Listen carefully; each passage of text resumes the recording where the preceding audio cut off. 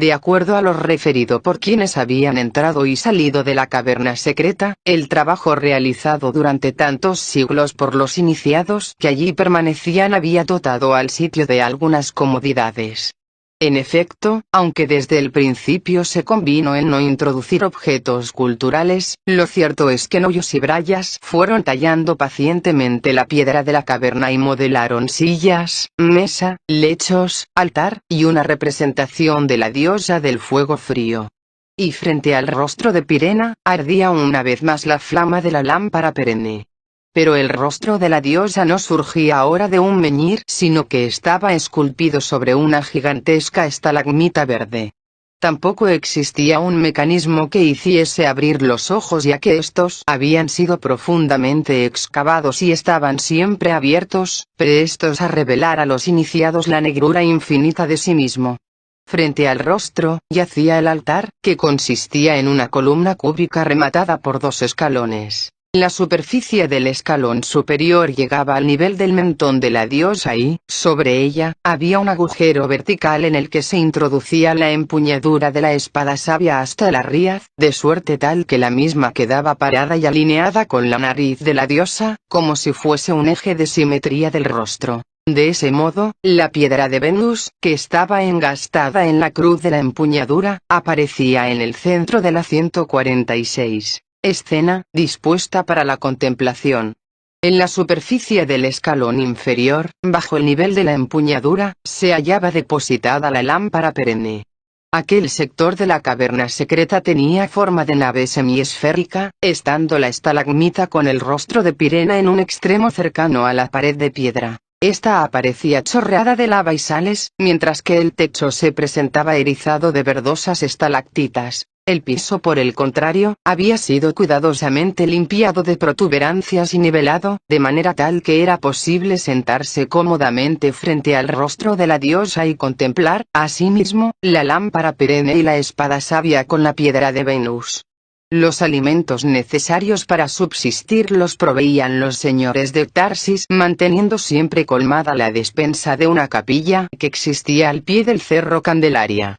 Tal capilla, que se había construido para los fines señalados, permanecía cerrada la mayor parte del año y solo era visitada por los señores de Tarsis que allí iban a orar en la mayor soledad. Aprovechaban entonces para depositar los víveres en un pequeño cuarto trasero, cuya única puerta daba a la ladera del cerro. Hasta allí bajaban furtivamente, preferiblemente por la noche, varias veces por año los iniciados para proveerse de alimentos. Normalmente hallaban una acémila en un corral contiguo, con la que cargaban los bultos hasta la entrada secreta y a la que luego dejaban libre, dado que el animal regresaba mansamente a su cerco. Pero en otras ocasiones los señores de Tarsis aguardaban en la capilla semanas enteras hasta que coincidía alguna de aquellas visitas nocturnas. Entonces, en medio de la alegría del reencuentro, los Noyos o las Brayas recibían noticias de la casa de Tarsis. Especialmente indagaban sobre los jóvenes miembros de la familia, si alguno de ellos se preparaba seriamente para la prueba del fuego frío y si se advertían posibilidades de que pudiese superarla. Nada preocupaba más a los hombres de piedra y a las damas Calibur que el no ser reemplazados por otros iniciados, que la espada sabia quedase sin custodia. Los señores de Tarsis, por su parte, inquirían a Noyos o Brayas sobre sus visiones místicas. ¿No se había manifestado aún la señal lítica de Ctagar? ¿Habían recibido algún mensaje de los dioses liberadores? ¿Cuándo, oh dioses? ¿Cuándo llegaría el día de la batalla final? ¿Cuándo la guerra total contra las potencias de la materia? ¿Cuándo abandonarían el universo infernal? ¿Cuándo el origen? Siempre había ocurrido de manera semejante. Hasta entonces. Porque desde que el castillo de Aracena estuvo terminado, a unas decenas de kilómetros del cerro Candelaria, un halo de amenaza pareció extenderse por toda la región. Hubo, pues, que extremar las medidas de precaución para abastecer la caverna secreta y se redujeron al mínimo los encuentros con los iniciados ermitaños. En aquel entonces habitaban la caverna secreta 3 iniciados. Una anciana Braya, mujer de más de 70 años, que durante 50 años jamás abandonó la guardia. Un noyo de 50 años, Noso de Tarsis, que hasta los 30 fue presbítero en la iglesia de Nuestra Señora de la Garuta y ahora estaba oficialmente muerto. Y un joven noyo de 32 años, Godó de Tarsis, que cumplía la función de aprovisionar la caverna secreta. Pero Godó, hijo del conde Odielón de Tarsebal, no era un improvisado en cuestión de riesgos. Llevado de niño a Sicilia por uno de los caballeros aragoneses que servían en la corte de Federico II, fue paje en el palacio de Palermo y luego escudero de un caballero teutón en Tierra Santa, nombrado a 147. Su vez caballero, a los 20 años, ingresó en la Orden de Caballeros Teutones y luchó 5 años en la conquista de Prusia. Hacía 7 años que permanecía de guardia en la caverna secreta, aunque pasaba por estar aún combatiendo en el norte de Alemania. Se trataba, pues, de un guerrero experto, que sabía moverse con precisión en el campo de batalla. Sus incursiones a la capilla eran cuidadosas y estudiadas, procurando evitar la posibilidad de ser sorprendido por el enemigo. Esto lo aclaró para descartar el caso de que un descuido fuese el responsable de lo que aconteció luego. Lo cierto es que el enemigo conocía aquel sitio y esto no lo ignoraban los miembros de la casa de Tarsis. Según la saga familiar, en efecto, en el lugar donde se levantaba la capilla del Cerro Candelaria, los inmortales Bera y Birsa habían asesinado a las Brayas 1700 años antes.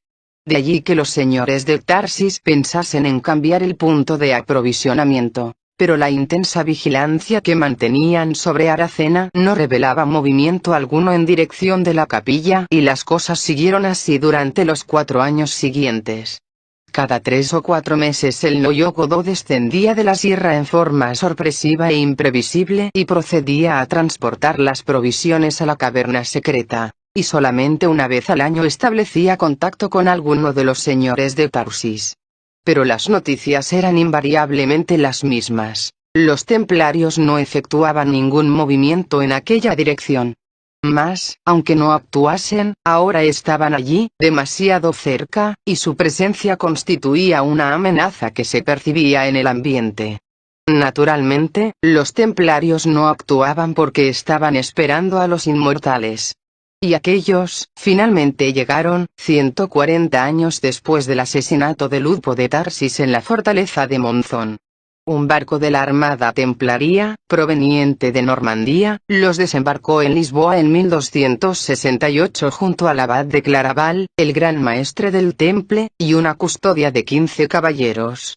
El gran maestre explicó a la reina Beatriz que la expedición tenía por destino el castillo de Aracena, donde se iba a nombrar un provincial, obteniendo todo su apoyo y la consecuente autorización del rey Alfonso III. La presencia de Bera y Birsa no fue notada allí porque simulaban ser hermanos sirvientes y vestían como tales. Días después los viajeros tomaban la antigua carretera romana que iba desde Olisipo, Lisboa, a Hispalis, Sevilla, y pasaba por Corticata, Cortegana, a pocos kilómetros de Aracena. Ya en Aracena, los inmortales aprobaron todo lo hecho por los templarios en cuanto a la edificación del castillo. En el interior de la iglesia, en el piso del ábside, estaba la puerta trampa que comunicaba con la cueva de Odiel. En verdad, la cueva no se hallaba exactamente abajo de la iglesia, sino que había que llegar a ella por un túnel en rampa, al que se accedía por una escalera de madera desde el ábside. Pero Bera y Birsa pasaron por alto los detalles de la construcción, pues su interés mayor radicaba en la cueva. La exploraron palmo a palmo, durante horas, hablando entre ellos en un lenguaje extraño que sus 4 acompañantes no se atrevían a interrumpir. Estos eran el abad de Claraval, el gran maestre del temple, ambos Golem, y 2 preceptores templarios expertos en lengua hebrea, vale decir, 2 rabinos, representantes del pueblo elegido. Al parecer, la inspección había arrojado resultados positivos. Eso lo adivinaban por las expresiones de los inmortales, pues estos eran sumamente parcos en todo lo que se refería a la cueva y a su presencia allí. En todo caso, solo hicieron una solicitud, que se adaptase a cierta forma simbólica, que describieron con 148. Precisión, el espejo de un pequeño lago subterráneo, el cual estaba nutrido por un hilo de agua de ínfimo caudal. También se debía interrumpir momentáneamente aquel afluente, desviando el erosionado canal de alimentación. Y había que distribuir en determinados lugares, en torno del lago, 7 candelabros menora. 25º día. Los inmortales expusieron la situación actual al cisterciense, al templario, y a los rabinos. El supremo señor de la fraternidad blanca, Ruggiero, y el supremo sacerdote, Melquisedec, habían recibido con disgusto la traición de Federico II y su pretensión de erigirse en emperador universal. Aquellos actos debilitaron el poder del papado e impidieron hasta el presente concretar los planes trazados durante siglos por los Golem. Aún era posible el triunfo, pero se debía obrar con mano dura, eliminar de raíz toda posibilidad de oposición. La cruzada contra los cátaros había sido un éxito, pero llegó tarde para impedir la nefasta influencia del Graal. Por estas razones, Ruggiero ordenaba, en primer lugar, exterminar el linaje maldito de los Hohenstaufen y desalojar a la casa de Suabia de los reinos sicilianos. Tales directivas ya les habían sido comunicadas al Papa Clemente IV. En segundo término, el bendito Señor mandaba ejecutar de inmediato la antigua sentencia que pendía sobre la casa de Tarsis. En la fraternidad blanca no se olvidaba que la piedra de Venus de los Tartesios no pudo ser encontrada hasta entonces, y ahora no era posible arriesgarse a la aparición sorpresiva de un nuevo Graal. La solución consistía en eliminar ipso facto a sus poseedores y posibles operadores. El amado del Uno deseaba que esta vez la misión de los inmortales se aproximase a la perfección y por eso les confió, en un gesto extraordinario, el Dorche, su divino cetro. Con él, según explicaban con excitación los inmortales, todo era posible. Aquel cetro, de metal y piedra, formaba parte de un conjunto de instrumentos que los dioses traidores fabricaron para los supremos sacerdotes, cuando millones de años antes fundaron la Fraternidad Blanca y se comprometieron a trabajar para mantener al espíritu increado encadenado en el animal hombre y favorecer la evolución del alma creada. Con el Dorche la palabra adquiría el poder de la palabra, y la voz se convertía en el verbo. Todas las cosas creadas y nombradas por el Uno eran sensibles al logos del poseedor del Dorche. Solo lo no creado, o lo transmutado por el espíritu, no resultaba afectado por el poder del cetro. Desde luego, el nombre que los inmortales daban al instrumento era otro, pero los franceses lo traducían como mejor podían en la palabra Dorche. Uno en resumen, el anciano de los días quería que no hubiesen fallas en el nuevo intento de los inmortales para destruir a los señores de Tarsis y los había dotado de un arma terrible, les había transferido su poder. ¿Qué harían con el Dorche los inmortales? Procurarían desintegrar los fundamentos de la estirpe actuando sobre la sangre, sobre el mensaje contenido en la sangre. Y para eso necesitaban una muestra de esa sangre, un 1. Dordigen tibetano. 149. Representante del linaje maldito por el Uno. A conseguir esa muestra irían los inmortales en persona pues, aclararon, los señores de Tarsis eran seres terribles, a los que los templarios no podían ni soñar con detener. Para sorpresa de los Golem, pues el cerro Candelaria distaba varios kilómetros de Aracena, manifestaron su intención de viajar a pie. Pero el asombro fue mayúsculo cuando observaron los siguientes actos de Bera y Birsa. Se pararon uno frente al otro, separados por la distancia de 5 o 6 pasos, y se miraron fijamente a los ojos sin pestañear. Entonces comenzaron a pronunciar en contrapunto una serie de palabras en lengua desconocida, a las que imprimían particular cadencia rítmica. Un momento después, ambos daban un prodigioso salto que los elevaba por arriba de las murallas del castillo. Se hallaban entonces en el patio de armas y, al salir disparados, ganaron una altura mayor que los muros y se perdieron en la noche. Los Golem corrieron por las escaleras hasta las almenas y aguzaron la vista en dirección del horizonte, y observaron bajo la luz de la luna, a una enorme distancia, 2 puntitos que se alejaban a grandes saltos. Eran Bera y Birsa avanzando hacia la capilla del Cerro Candelaria. A partir de la llegada de Bera y Birsa los hechos se sucedieron de manera vertiginosa, dejando prácticamente sin capacidad de reacción a los señores de Tarsis. Solo 15 días tuvieron que aguardar los inmortales en las inmediaciones de la capilla del Cerro Candelaria. Al cabo de ese tiempo Godó de Tarsis, que inexplicablemente no había notado la presencia de sus enemigos, se encontraba frente a ellos. Al comprobar que a pocos pasos de él se hallaban aquellos dos personajes vestidos con hábitos de monje cisterciense, un impulso instintivo lo llevó a empuñar su espada, pero nada más que ese gesto pudo realizar. Con gran rapidez Vera levantó el dorche, pronunció una palabra, y un rayo color naranja golpeó en el pecho del joven Noyo, arrojándolo a varios metros de distancia. Los inmortales tomaron entonces por los codos el desmayado cuerpo de Godó de Tarsis y, luego de repetir la serie de palabras en contrapunto mientras se miraban fijamente a los ojos, abandonaron el lugar realizando aquellos grandes saltos, que les permitieron atravesar los kilómetros en cuestión de minutos.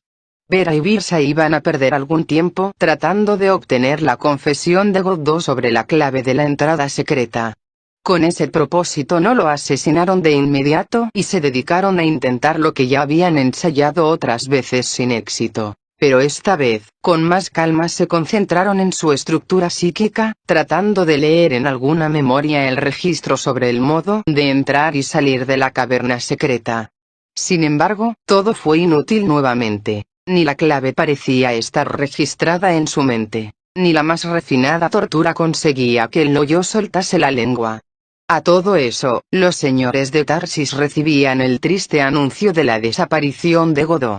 Apenas transcurridas 12 horas desde que salió de la caverna, el Noyonoso comprendió que Godó ya no regresaría y decidió dar aviso al conde de Tarsebal. Se despidió entonces de la Braya, descendió del cerro Calendaria, y se dirigió hacia la orilla del Odiel, donde los señores de Tarsis mantenían un pequeño bote para casos semejantes. Una hora después saltaba a tierra a 2 kilómetros de la residencia señorial. Así se enteró el conde de Tarsebal que su hijo Godó había sido secuestrado por los Golem. 150. Si algún día decide visitar Huelva, apreciado Dr. Siegnaugel, seguramente querrá conocer la Caverna de las Maravillas y las ruinas del Castillo Templario, en Aracena. Para ello tomará la carretera que pasa por Valverde del Camino, muy cerca del emplazamiento antiguo de la casa de Tarsis, y llega hasta Zalamea la Real. Allí es necesario bifurcarse por una carretera secundaria que va subiendo hasta las minas de Río Tinto, que fueron explotadas en tiempos remotos por los íberos, y 20 kilómetros después llega hasta Aracena. Desde luego, no hay ninguna razón turística que justifique el tomar por otro camino, a menos que se desee viajar por mejores carreteras y se continúe en Zalamea la Real hacia Jabugo, donde aquella se empalma con la amplia ruta que va desde Lisboa a Sevilla y sigue el antiguo trazado romano por el que llegaron Vera y Birsa. Pero si ese no es el motivo y desea uno meterse en complicaciones innecesarias, entonces puede ir por este último camino y prepararse para tomar una pequeña calzada de tierra, cuyo desvío se encuentra a unos 2 kilómetros después del puente sobre el río Odiel. Allí es preciso conducir con cautela, pues el sendero está habitualmente descuidado, cuando no completamente intransitable. Se suceden un par de aldeas de nombre incierto y algunas granjas poco prósperas, habitadas por gente hostil a los extranjeros. Si a alguien se le ocurre internarse por aquellos parajes, deberá ir dispuesto a todo, pues ninguna ayuda podría esperar de sus pobladores. Parece mentira, pero 700 años después aún perdura el temor por lo sucedido en los momentos que estoy refiriendo. No es exageración, en toda la región se percibe un clima lúgubre, amenazador, que se acentúa a medida que se avanza hacia el norte, y los aldeanos, cada vez más hostiles o francamente agresivos, conservan numerosas leyendas familiares sobre lo ocurrido en los días de la casa de Tarsis, aunque se cuidan muy bien de hacerlas conocer a los extraños. El temor radica en la posibilidad de que la historia se repita, en que vuelva a caer sobre el país el terrible castigo de aquellos días. Por eso no hay que trabar conversación con ellos, y mucho menos hacer alguna pregunta concreta sobre el pasado. Eso sería un suicidio. Luego de estremecerse de terror el interrogado, sin dudas, montaría en cólera y atraería con sus gritos a otros aldeanos. Y entonces, si no consigue escapar a tiempo, sería atacado entre todos y tendría suerte si logra salvar la vida. Después de recorrer unos 18 kilómetros, muy cerca ya de Aracena, se arriba a un diminuto valle elevado, situado en el corazón de la cadena de Aracena. Existe allí una aldea a la que hay que atravesar muy rápido para evitar las pedradas de los niños o algo peor. Es un pueblo del siglo XV y no parece haber evolucionado mucho desde entonces. La mayoría de las casas son de piedra, con las aberturas enmascaradas en madera trabajada a hacha, y tejados de pizarra despareja. Y muchas de tales viviendas se encuentran deshabitadas, algunas totalmente destruidas, mostrando que una creciente decadencia y despoblación afecta a la aldea, y que solo la tenacidad de las familias más antiguas ha impedido su extinción. Su nombre, Alquitrán, le fue impuesto en aquella época y constituye una especie de maldición para los pobladores, que no consiguieron jamás sustituirlo por otro, debido a la persistencia que tiene entre los habitantes de las aldeas vecinas.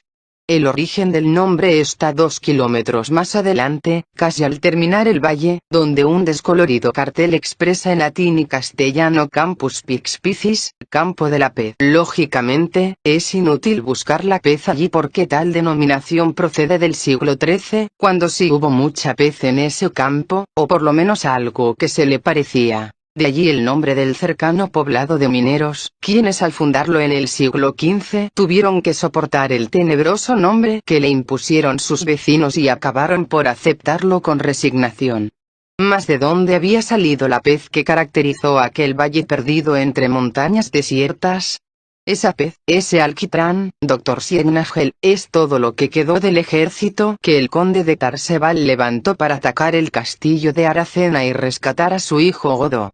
En aquel valle, en efecto, el conde Odielón acampó con sus tropas que ascendían a más de 1000 efectivos, 50 caballeros, 500 aguerridos almogávares, y 500 hombres de la villa. Más que suficiente para atacar y arrasar al castillo templario que solo contaba con una guarnición de 200 caballeros. Aunque los templarios tenían fama de luchar 3-1, nada podrían con fuerzas que los quintuplicaban. Todo lo que se requería para acabar con la amenaza templaría, y rescatar a Godó si aún estaba con vida, era evitar que el castillo recibiese refuerzos, y para eso sería fundamental dominar el factor sorpresa. De allí que el conde Odielón decidiese marchar hacia Aracena por un sendero de cornisa que solo conocían los señores de Tarsis, y que pasaba por aquel pequeño valle donde iban a acampar las horas nocturnas para caer por sorpresa al amanecer. Pero el amanecer nunca llegaría para aquellos señores de Tarsis. Serían las 11 de la noche cuando Vera y Birsa se aprestaron a consumar el ritual satánico.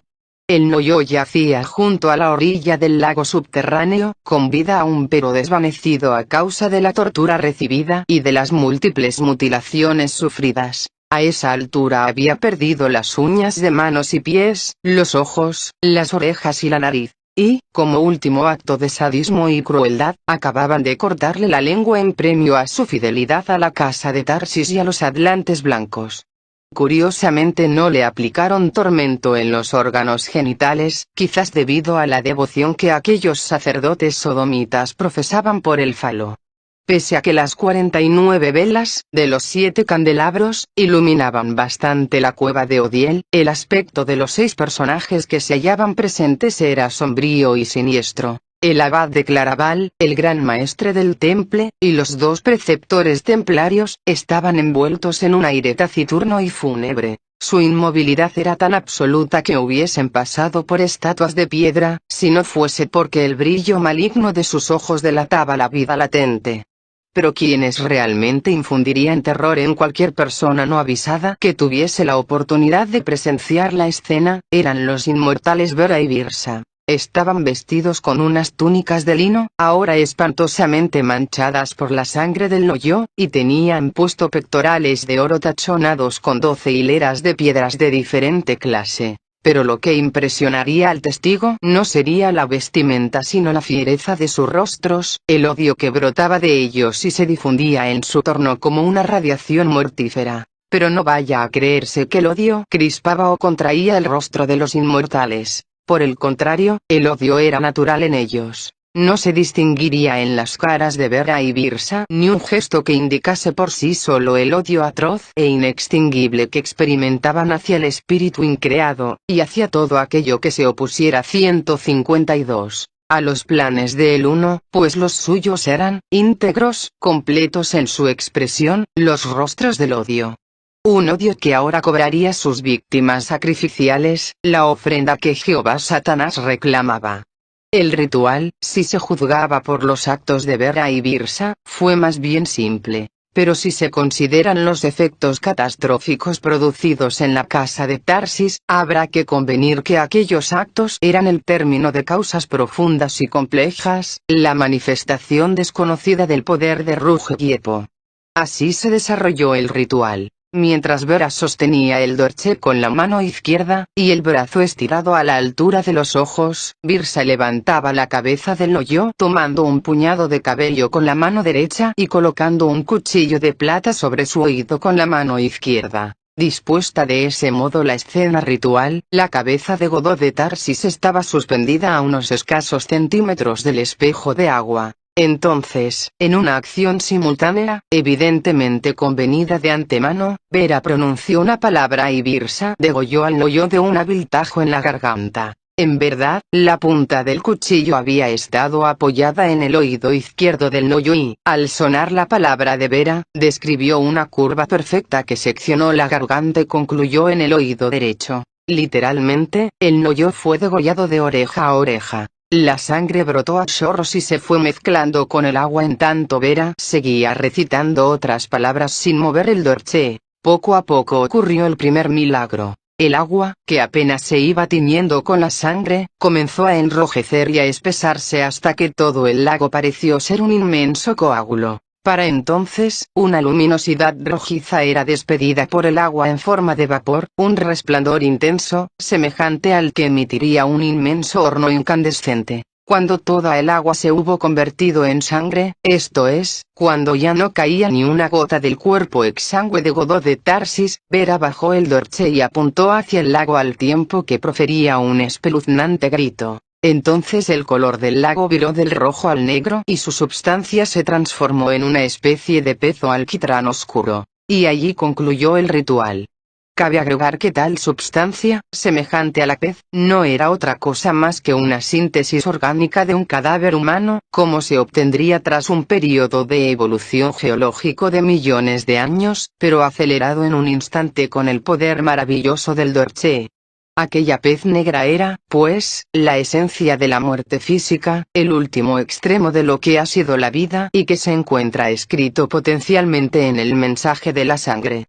Pero la sangre es única para cada estirpe.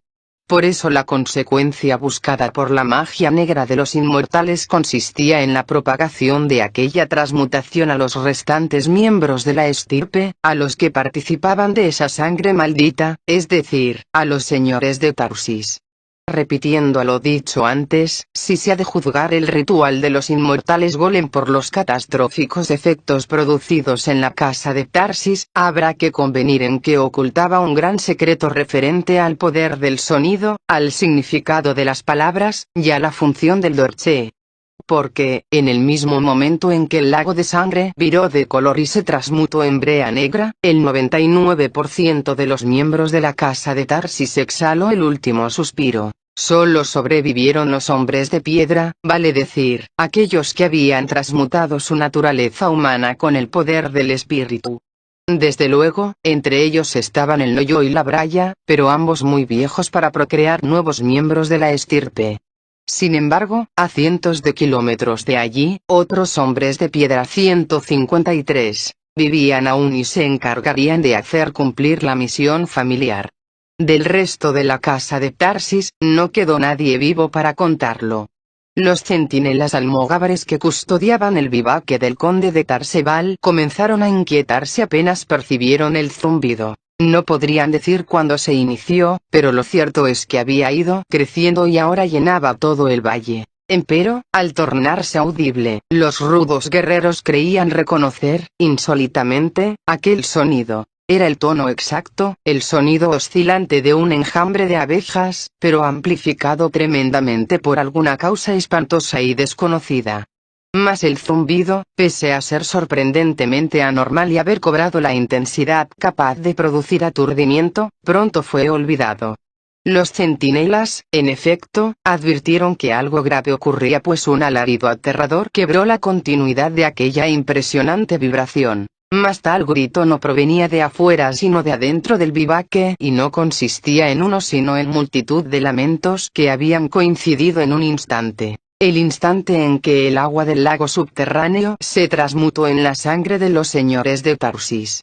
Entonces todos los miembros de la estirpe experimentaron un calor abrasador 1000 veces más potente que el fuego caliente de la pasión animal, y gritaron al unísono. Pero nadie alcanzaría a socorrerlos, ya que minutos después morirían en el mismo momento en que el agua del lago se transformó en brea negra. En cuestión de minutos cesó el zumbido por completo y un silencio sepulcral se apoderó del valle. Y entonces comenzó la locura para los escasos 200 sobrevivientes del ejército del conde Tarsebal. Todos ellos eran almogávares oriundos de la región de Braga, es decir, de raza celta. Al principio el espanto los había paralizado, mas aquellos temibles guerreros no eran propensos a huir en ninguna circunstancia. El amanecer, en cambio, los sorprendió deliberando agrupados en el centro del campamento. Según las costumbres, ante la ausencia de los señores o caballeros, elegirían un odalid entre los suyos. Ese cargo recayó en un sujeto que era tan valiente en la guerra como corto de luces fuera de ella, conocido como Lugo de Braga. Aquel jefe se hallaba tan perplejo como el resto por la súbita mortandad y, luego de una prolija inspección por todas las tiendas y lugares donde habían fallecido los guerreros, dedujo que la causa del mal era una peste desconocida. Los cadáveres, en efecto, no presentaban hasta el momento señal alguna que delatase qué clase de peste había causado la muerte, mas qué dudas cabían de que se trataba de una peste. Solo una peste, de acuerdo al criterio de la época, era capaz de matar de esa manera. Naturalmente, en la Edad Media la peste era temida como el peor enemigo, fuera de aquellos que los señores señalaban como tales y había que enfrentar. Los soldados habrían escapado entonces, a no ser por la comprometedora presencia de tantos nobles muertos. No podían abandonar impunemente al conde de Tarsebal porque serían perseguidos por toda España. Pero tampoco se podía transportar un cadáver contaminado de peste. Lo correcto, explicó Lugo, era vencer el miedo y dar cristiana sepultura a los muertos. Así, dominando el temor al contagio que los embargaba, los bravos almogávares fueron alineando los 850 cadáveres que iban a descender al sepulcro. Planeaban excavar 3 tipos de tumbas. Una fosa común para los almogávares, otra igual para los villanos, y tumbas individuales para los caballeros.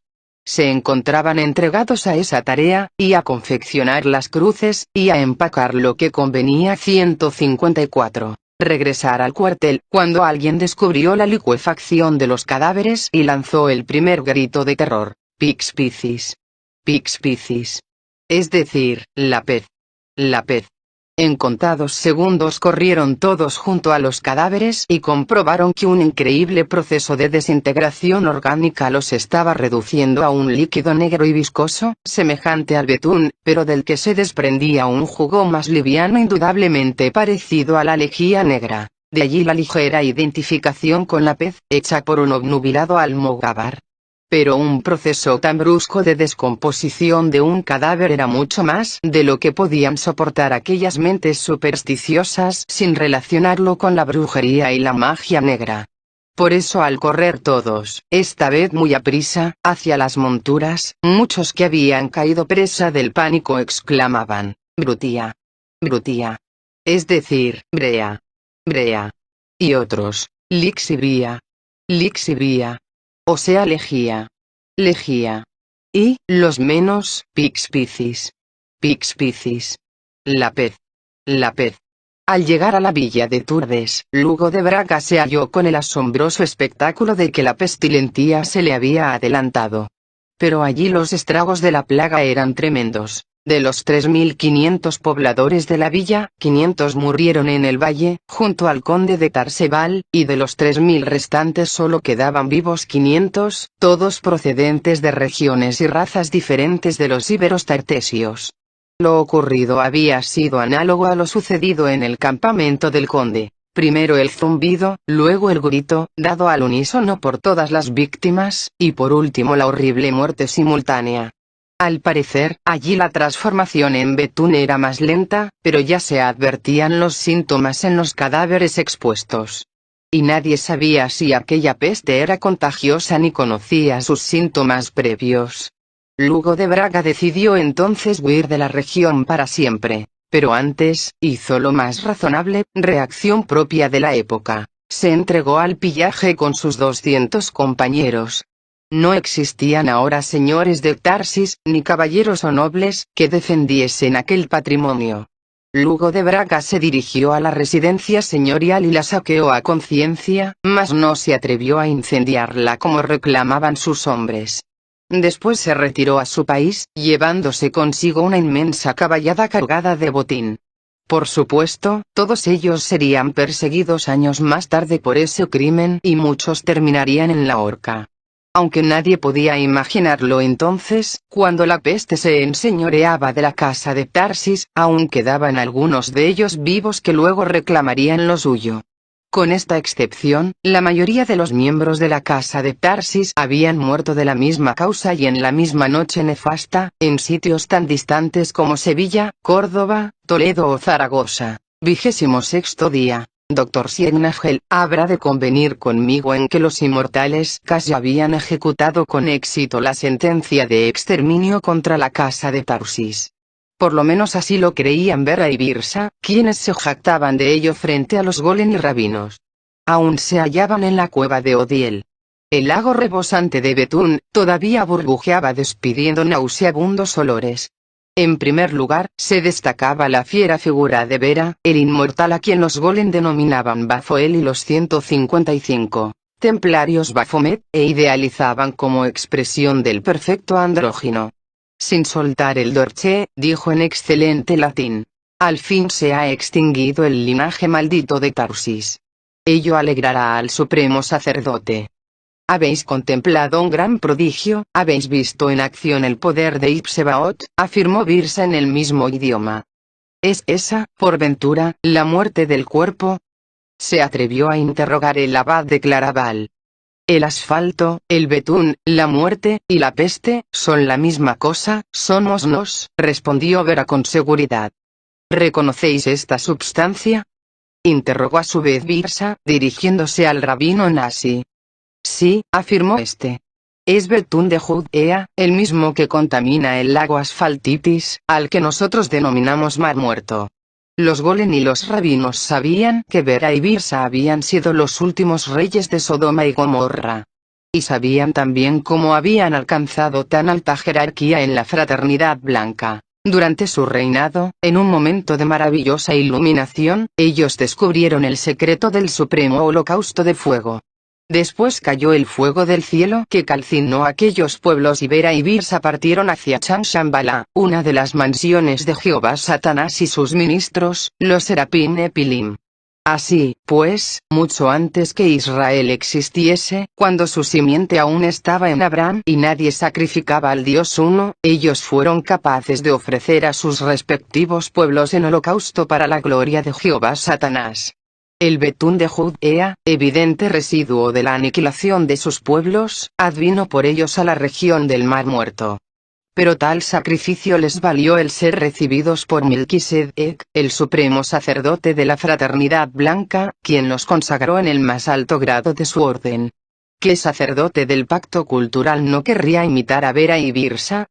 Oh, pensaban los cuatro presentes, ¿qué no daría un sacerdote por disponer algún día de un pueblo entero para sacrificar, como habían hecho sin dudar Bera y Birsa?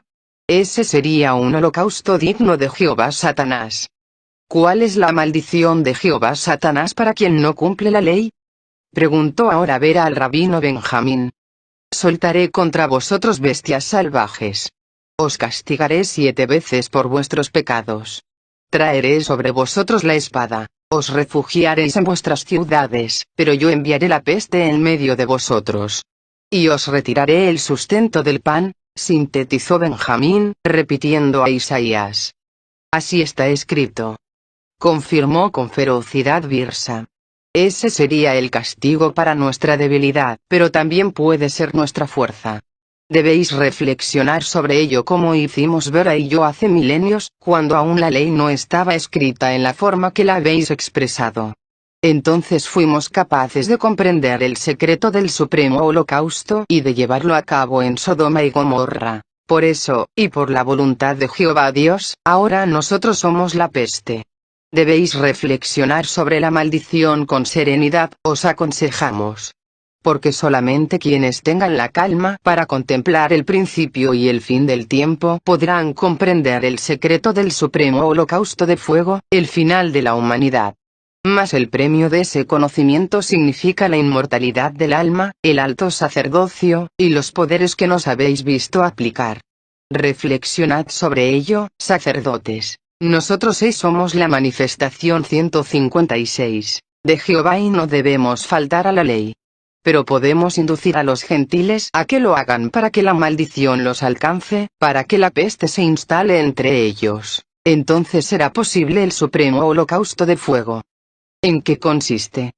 Rugió el abad de Claraval sin poderse contener. Allí está la respuesta, dijo Vera, señalando con el dorche el lago de Betún. Pero esto solo lo comprenderá quien entienda que la nuestra es una guerra entre la piedra y la lejía. La piedra, puesta al principio del tiempo, es el enemigo, y la humanidad, puesta al final del tiempo, es la lejía, el supremo holocausto, la purificación por el fuego caliente que exige el sacerdocio de Melquisedec.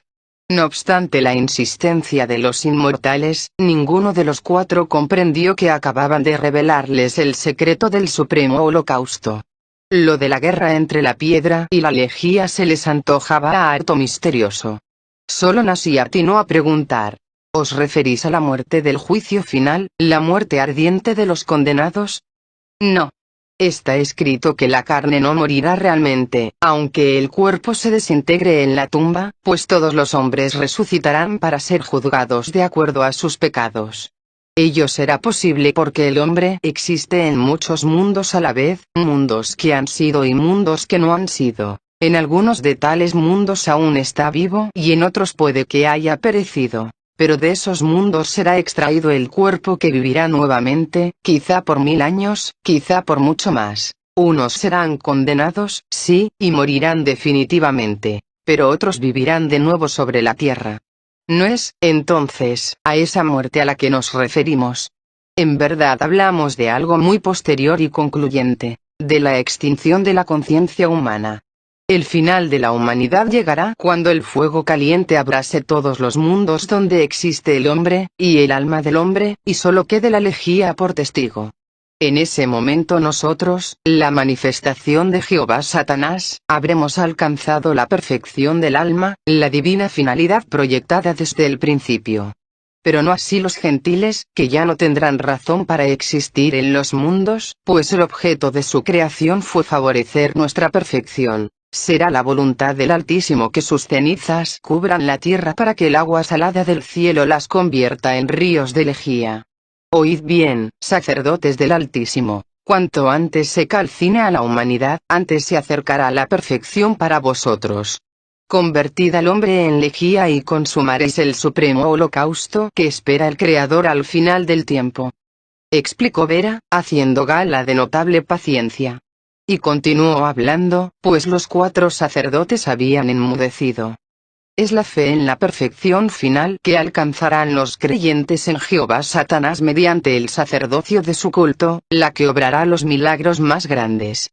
Si sois capaces de ver el final habréis adelantado el final, la perfección estará en vosotros y el momento del supremo holocausto habrá llegado. Vuestra fe inquebrantable en la perfección final, y la comprensión del final, traerá al presente el fuego caliente del final, que calcinará al hombre imperfecto, y sobre sus cenizas lloverá luego el agua y la sal del Creador, y el signo abominable que está en la piedra de fuego será lavado con lejía. Así ocurrió en Sodoma, en Gomorra, y en otras 10 ciudades del valle de Sidim, cuando Birsa y yo alcanzamos la perfección final y establecimos la diferencia con la imperfección de sus pueblos, logrando que exhibieran públicamente su propia degradación. Entonces descendió la Shekinah de Dios, y los ángeles de Dios, y cayó el fuego del cielo que redujo a cenizas a aquellos pueblos insensatos. Y cayó después el agua y la sal de Dios. Y surgió el lago Asfaltitis, el mar del Betún de Judea, el mar muerto, en verdad, el mar de la lejía. Aquel fue, sacerdotes, nuestro holocausto a Jehová Dios. Pero aquel mar de lejía no alcanzó para lavar el signo de la piedra. Esa misión le está reservada al pueblo elegido de Jehová Satanás, a la raza sagrada de él. Cuando ellos sean entronizados sobre todos los pueblos gentiles de la tierra, cuando la humanidad entera esté sujeta a su gobierno mundial, entonces habrá llegado el momento del supremo holocausto. Para eso debéis trabajar sin descanso, con la fe puesta en la perfección final, y el esfuerzo aplicado a conseguir la sinarquía universal del pueblo elegido. Solo el supremo holocausto de toda la humanidad por los sacerdotes del pueblo elegido producirá la lejía que lavará el signo abominable en la piedra de fuego. Todos nuestros partidarios, los grandes sacerdotes, conocen este secreto y han consagrado a sus pueblos con la señal de la ceniza. Hasta los sacerdotes brahmanes han ungido a los arios con la señal de la ceniza, procurando cubrir el signo abominable y aguardando que la gracia del cielo les conceda el agua que forme la lejía y lave la piedra de fuego. Por eso la ceniza ha sido siempre señal de dolor y aflicción, signo del arrepentimiento y de la penitencia. El hombre ungido con ceniza es quien pide misericordia divina, quien se arrodilla ante el Creador y solicita perdón por sus pecados, especialmente el más grande pecado, el de ser yo frente al uno que es todo, pecado que solo se puede lavar con lejía. Los miembros del pueblo elegido untan sus cabezas con ceniza en señal de penitencia, pero los sacerdotes del Cordero agregan agua bendita a la ceniza para crear la lejía del perdón de Jehová. Mas nada salvará al hombre del holocausto de fuego y de la ceniza y la lejía del juicio final. Jehová advirtió hace milenios contra los falsos sacerdotes que emplean la ceniza del incienso para otorgar un falso perdón. Solo la ceniza humana constituye la lejía que lava la señal abominable. Y Jehová prometió convertir en ceniza a los falsos sacerdotes que no respeten el necesario holocausto de fuego. Repetid, Cohens de Israel, las palabras de Jehová. El rabino Benjamín repitió en el acto. Un profeta llegó de Judá a Betel, por mandato de Jehová, cuando Jeroboam estaba de pie junto al altar para quemar incienso, y empezó a gritar contra el altar, por mandato de Jehová, diciendo, altar, altar. Así habla Jehová, nacerá en la casa de David un hijo que se llamará Josías. Este sacrificará sobre ti a los falsos sacerdotes de los lugares altos, a los que queman incienso sobre ti. Sobre ti, altar, quemará huesos humanos, y los huesos de los falsos sacerdotes. Y dio aquel mismo día una señal, diciendo, esta es la señal de que es Jehová quien habla. El altar se romperá, y se derramará la ceniza que hay en él. Y Reyes, 13,1. Así está escrito. Solo de ceniza humana se compone la lejía que reclama la justicia de Jehová. Y esa es la ceniza de la verdadera penitencia, la que emplea Job cuando confiesa sus culpas ante Jehová. No necesitó más que un gesto, Benjamín, para aclarar la cita. Respondió entonces Job a Jehová, reconozco que todo lo puedes y que nada te resulta irrealizable, soy yo el que oscurece tus planes con razones 158. Vacías de sentido. Sí, he hablado de lo que no entendía, de maravillas que me superan y que ignoro. Escúchame, permíteme que hable. Yo te preguntaré, y tú me enseñarás. Tan solo de oídas te conocía yo, pero ahora mis ojos te ven. Por eso me reconozco culpable, me arrepiento en el polvo y la ceniza. Job 42. La vaca roja es el símbolo de la humanidad consagrada a Jehová para el sacrificio ritual de la ceniza y la lejía, para la elaboración del agua lustral. Jehová habló a Moisés y al supremo sacerdote Aarón y les impuso del deber de sacrificar la vaca roja de la humanidad para purificar al pueblo elegido, deber que sería ley perpetua de Israel. Recordadlo, Cohen. Habló Jehová a Moisés y a Aarón diciéndoles, El que haya quemado la vaca roja lavará sus vestidos, bañará su cuerpo con agua y será impuro hasta la tarde. Un israelita puro recogerá las cenizas de la vaca roja y las depositará fuera del campamento en un lugar puro, y estarán a disposición de los hijos de Israel para preparar el agua lustral. Es un sacrificio por el pecado. El que recogió las cenizas de la vaca roja lavará sus vestidos y permanecerá impuro hasta la tarde. Será esta una ley perpetua para los hijos de Israel y para el extranjero que mora entre ellos. Números 19,9. Recordó sin error Benjamín. Y con esa agua lustral, lejía sagrada surgida de la ceniza de la vaca roja de la humanidad, Jehová instituyó el ritual de la purificación del pueblo elegido. Reproducid el ritual, Cohen. Habló Jehová a Moisés y a Aarón diciéndoles: para el israelita impuro se tomará ceniza de la víctima quemada en el sacrificio por el pecado, y se verterá sobre ella agua viva dentro de una vasija. Un israelita puro tomará un hisopo, lo sumergirá en el agua lustral y rociará el santuario de Jehová y todos los muebles y personas que allí hubieren. Números 19:11. Declamó Benjamín sin dudar. ¿Y cómo se purifica luego Tamar, a quien había violado su hermano Amnón? Tamar se echó ceniza sobre su cabeza y Samuel 13:19, se apresuró a replicar Benjamín. Solo la lejía lavará el signo abominable. Para ese pecado no hay perdón ni redención posible fuera de la lejía. No bastan el arrepentimiento y la penitencia o la mortificación del traje de cilicio. Solo después de la aspersión con agua lustral, sobre la ceniza, se pondrá el penitente el traje de cilicio. Tal como hizo el pueblo elegido al ser atacado por el asirio Holofernes, cuya cabeza fue cortada por la divina Judith. Benjamín refirió la cita. Todos los israelitas invocaron con fervor a Jehová y se humillaron muy rendidamente ante él.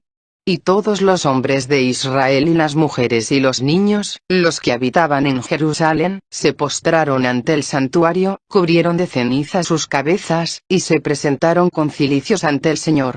Incluso el altar lo cubrieron de cenizas, y clamaron todos a una con fervor a Jehová. Judith 4,9. Ahora comprenderéis el significado de esta ley antigua. Los sabios de Sión, dijo Jeremías, han cubierto su cabeza de ceniza como signo de penitencia. Y luego, el profeta, con palabras de Jehová, habla a su esposa, Israel Shekinah, y le advierte que no será fácil quitarse la mancha de la infidelidad.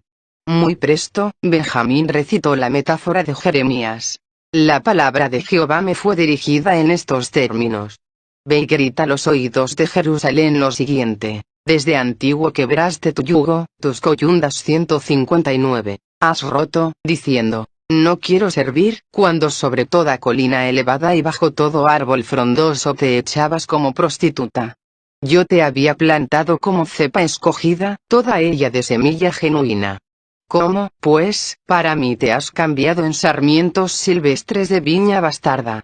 Aunque te laves con nitro, y te eches cantidad de lejía, tu culpa sigue sucia ante mí. Oráculo de Jehová Sebaot, Jeremías 2:20. El Cordero también ordenó al pueblo elegido arrepentirse en la ceniza y el cilicio, pero los gentiles tomaron la prevención al pie de la letra y han supuesto que es sumamente sencillo quitarse la señal abominable. Mas, para su impureza, no habrá otra purificación que convertir a esos pueblos en lejía, como hicimos nosotros para lavar la mancha de Sodoma y de Gomorra. Eso también lo predijo el Cordero.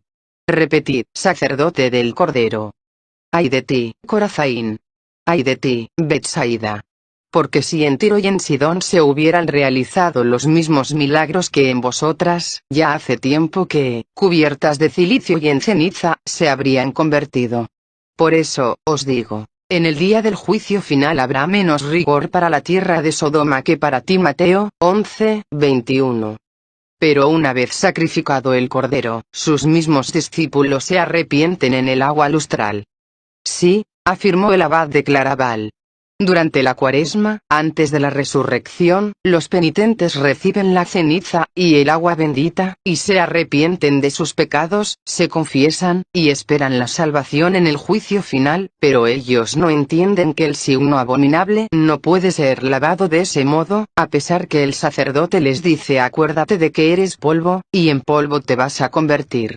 Aquí cayó Vera, pero Birsa agregó: el momento del triunfo de lo creado sobre lo increado, del ser sobre la nada, de la luz sobre las tinieblas del alma, está cerca.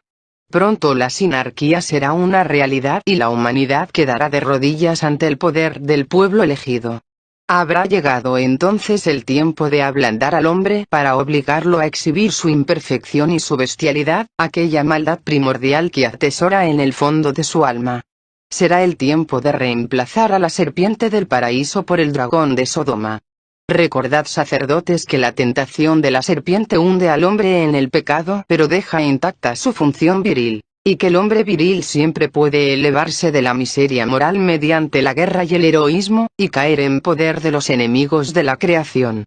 El hombre viril, el guerrero, el héroe, retrasará la concreción del holocausto final. Y no bastarán para impedirlo, la masificación e igualación de la humanidad a que la someterá la sinarquía del pueblo elegido, y los vicios y perversiones que en ella prosperarán por causa de la tentación de la serpiente, si el hombre conserva su virilidad y logra convertirse en guerrero y en héroe, si dispone de voluntad para rebelarse a los planes de la fraternidad blanca, que es la jerarquía de Jehová Elohim. La tentación de la serpiente del paraíso nada puede contra esa luciférica determinación de ser y existir más allá de los seres creados por el Dios uno. Solo el dragón de Sodoma tiene el poder de quitar al hombre su virilidad, y solo nosotros, la peste, sabemos convocarlo. Responded, Coens, ¿cuál es el emblema de Israel? Frente a la inesperada pregunta, Benjamín se apresuró a responder. 160. Escrito está, por los profetas, que el emblema de Israel es la paloma. En pos de Jehová marcharán los hijos de Israel. Él rugirá como un león, y ellos vendrán como una paloma, dijo Oseas 7 y 11. Pues Jehová había ordenado, por boca de Jeremías: Israel, sé como la paloma que anida en el borde del abismo. 48. Prosiguió Birsa, satisfecho con la respuesta de Benjamín. No olvidéis jamás, sacerdotes, que el emblema de Israel es la paloma, porque ese símbolo señalará el final de los tiempos. Dije antes que el momento del triunfo está cerca, que la sinarquía del pueblo elegido pronto será instaurada. Entonces el emblema de Israel será impuesto a los hombres y habrá llegado la oportunidad de nuestra intervención. Así se hará, pues así lo ha decidido la fraternidad blanca y lo ha aprobado Melquisedec, el supremo sacerdote. En todo el mundo, miles y miles de sacerdotes, y partidarios de la causa de Israel, se embanderarán con su emblema. Solo los hombres viriles se resistirán y buscarán escapar a la masificación social por medio de la rebelión y la guerra. Tratarán de fundar un nuevo orden moral basado en la aristocracia de la sangre, pero serán ahogados en su propia sangre. Y nosotros responderemos al clamor de los que llevan por señal el emblema de Israel, y soltaremos entre los hombres al dragón de Sodoma, y el hombre perderá su virilidad y se ablandará, se tornará como mujer. Aun cuando pueda procrear, su voluntad de luchar será debilitada por un afeminamiento creciente que se extenderá a toda la humanidad. Perplejos, muchos confundirán la moral sodomita con un producto de la alta civilización, pero en verdad sucederá que el corazón dominará a la mente y enervará la voluntad. Al final, todos acabarán aceptando el modo de vida sinárquico, y el hombre sustituirá al águila por la paloma, a la guerra por la paz, al riesgo heroico por la comodidad pasiva. Pero esa paz de la paloma, que disfrutarán con la sinarquía del pueblo elegido, será el camino más corto hacia el holocausto final en el que serán sacrificados a Jehová Satanás, hacia el océano de lejía en el que serán convertidos para lavar la señal abominable en la piedra de fuego. Esta es la peste que la maldición del Altísimo compromete para los que queden fuera de la ley. De inmediato, como si sus mentes estuviesen extrañamente sincronizadas, retomó la palabra Vera. Sí, sacerdotes. que sobrevenga la sinarquía del pueblo elegido, que la humanidad se embandere con el emblema de la paloma, y nosotros regresaremos a traer la peste de la muerte final, el fuego caliente y el agua y la sal del cielo. Pero seremos precedidos por el dragón de Sodoma, el heraldo que anunciará nuestra llegada. Vosotros habéis visto los extremos del proceso en esta cueva. La sangre, degradada con el agua, y el agua, transformada en sangre. Y tras el lago de sangre, la peste de la muerte final, el betún de Judea, la lejía negra. Decid, sacerdotes de Israel. ¿Cuál fue la primer plaga que Jehová envió a Egipto para imponer la causa de Israel?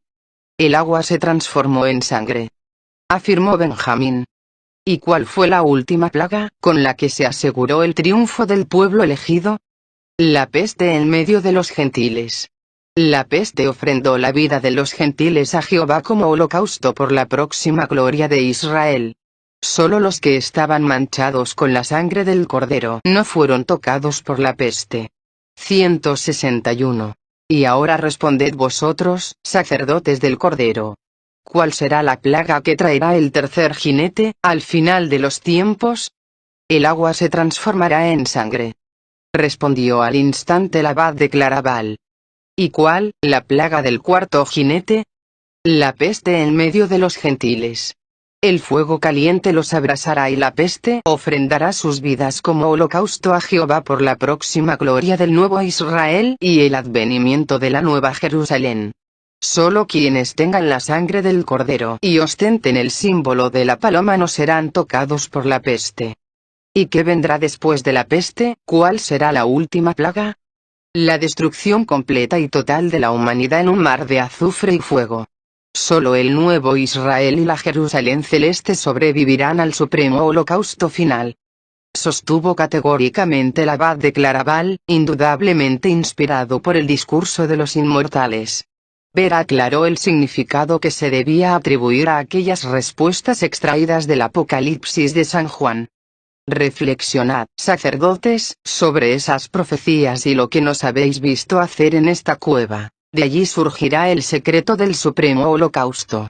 El agua, la sangre, el fuego caliente, la muerte, la lejía, la peste, nosotros. He aquí el misterio de cómo la maldición de Jehová Dios, que es nuestra debilidad, puede ser nuestra fuerza. Así fue y así será. Si nos habéis comprendido, haréis vuestras las palabras con que Jeremías condena a quienes se apartan de la ley. Ellas representan nuestra fuerza sobre los gentiles. Dijo Jehová, a quienes queden fuera de la ley les tocará el cautiverio, el hambre, la espada, la peste. 15.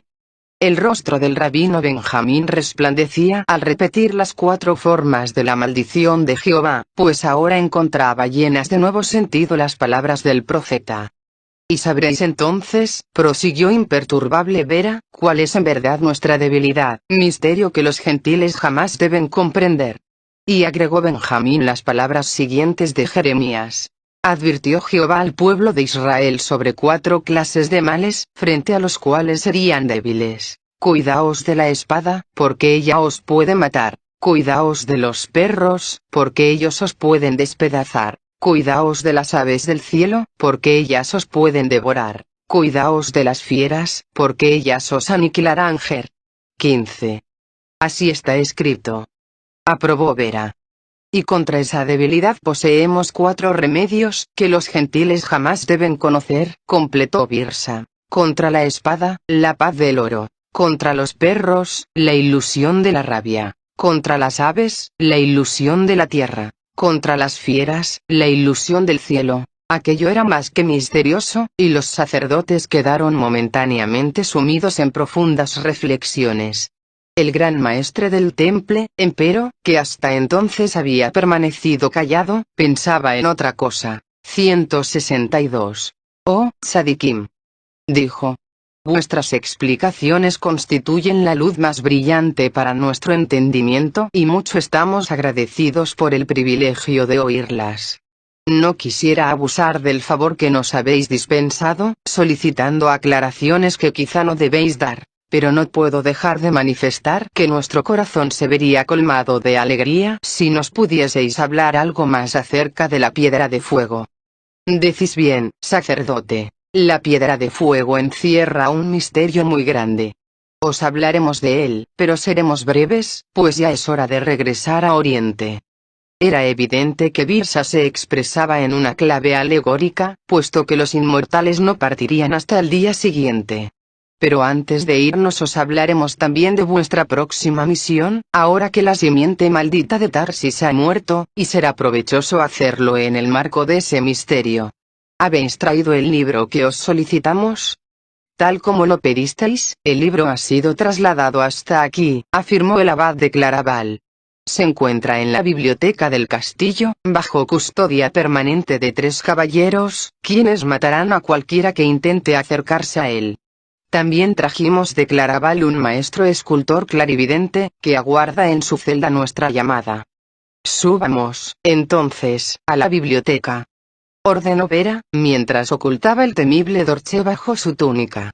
Ascendieron por la puerta trampa que conducía a la iglesia de Nuestra Señora del Mayor Dolor y momentos después se encontraron los 6 en una sala cuyo mobiliario consistía de estantes y mesas cubiertos de libros y rollos. Varios atriles exhibían, abiertos, algunos libros enormes, de hojas exquisitamente ilustradas por los monjes benedictinos y construidos con tapas incrustadas de oro y plata. De un arcón reforzado con herrajes remachados y voluminosa cerradura, el abad de Claraval extrajo el seperiche y lo depositó en una mesa mayor, con doble plano inclinado pero bien iluminada por un candelabro central. A una seña de Birsa, los 4 sacerdotes se sentaron frente al libro, en tanto que los inmortales permanecían de pie, uno en cada extremo del grupo. «Abridlo en la página 12, Lamed», demandó Birsa. El libro solo contenía imágenes, es decir, carecía de texto alguno, salvo las palabras distribuidas en los dibujos. En la página solicitada quedó expuesta la representación de los 10 Sepirot del Creador, uno en forma de árbol filosófica.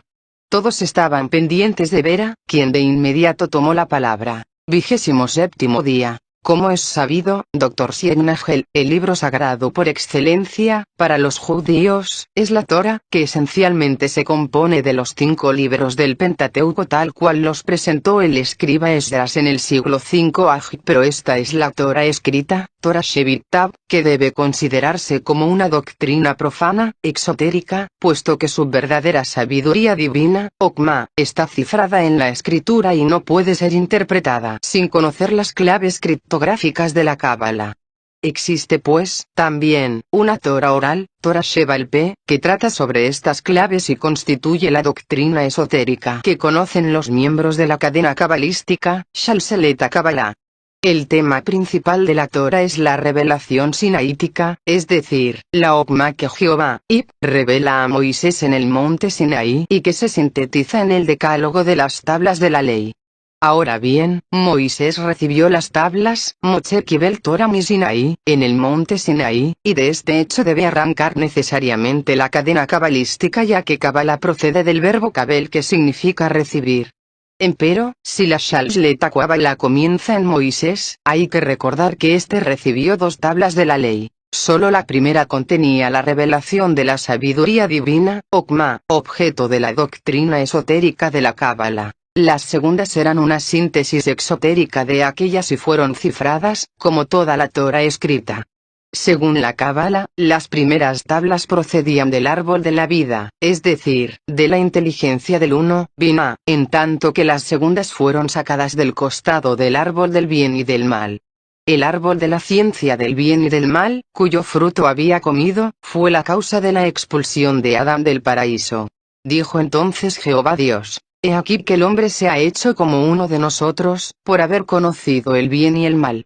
No sea que ahora alargue su mano y tome también del árbol de la vida, coma de él y se torne inmortal. Y le arrojó Jehová Dios del jardín de Edén para que labrara la tierra con la que fue creado. Echó, pues, fuera al hombre, y apostó al oriente del jardín de Edén, querubines armados con espadas de fuego, para guardar el camino del árbol de la vida. Génesis 3.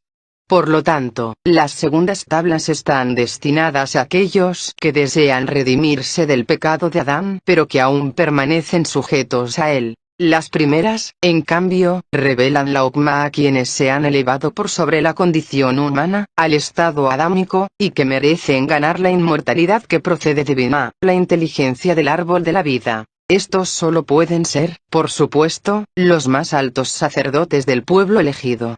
Por eso Moisés veló al pueblo la Okma y solo la comunicó a Josué. Josué la transmitió a los ancianos de Israel y estos a los profetas. Salomón ocultó las primeras tablas en el templo y selló mágicamente el escondite, de tal modo que solo pudieron ser halladas en el siglo XII de JC por los templarios, quienes la transportaron a Claraval. Otros profetas, no obstante, comunicaron verbalmente la Okma a los sacerdotes de la gran sinagoga, que continuaron la cadena cabalística. Luego del cautiverio de Babilonia ya no hubo profetas en Israel y Esdras, el escriba, presentó al pueblo judío la doctrina exotérica de la Torá escrita, basada en las segundas tablas de la ley. Esa doctrina fue sostenida por los sacerdotes de la gran sinagoga, que entonces se llamaron escribas, sofrim, hasta llegar a los tanaitas, Tanaim, del siglo I y de JC. Los grandes cabalistas de ese período, entre los que sobresale Simeón ben Yoai, llamado la lámpara santa, consiguieron trascender la Torá escrita y obtener nuevamente la Okma. Posteriormente, la Torá oral fue transmitida por los amoraitas, Amoraim, y rabinos, Rabí, hasta la Edad Media.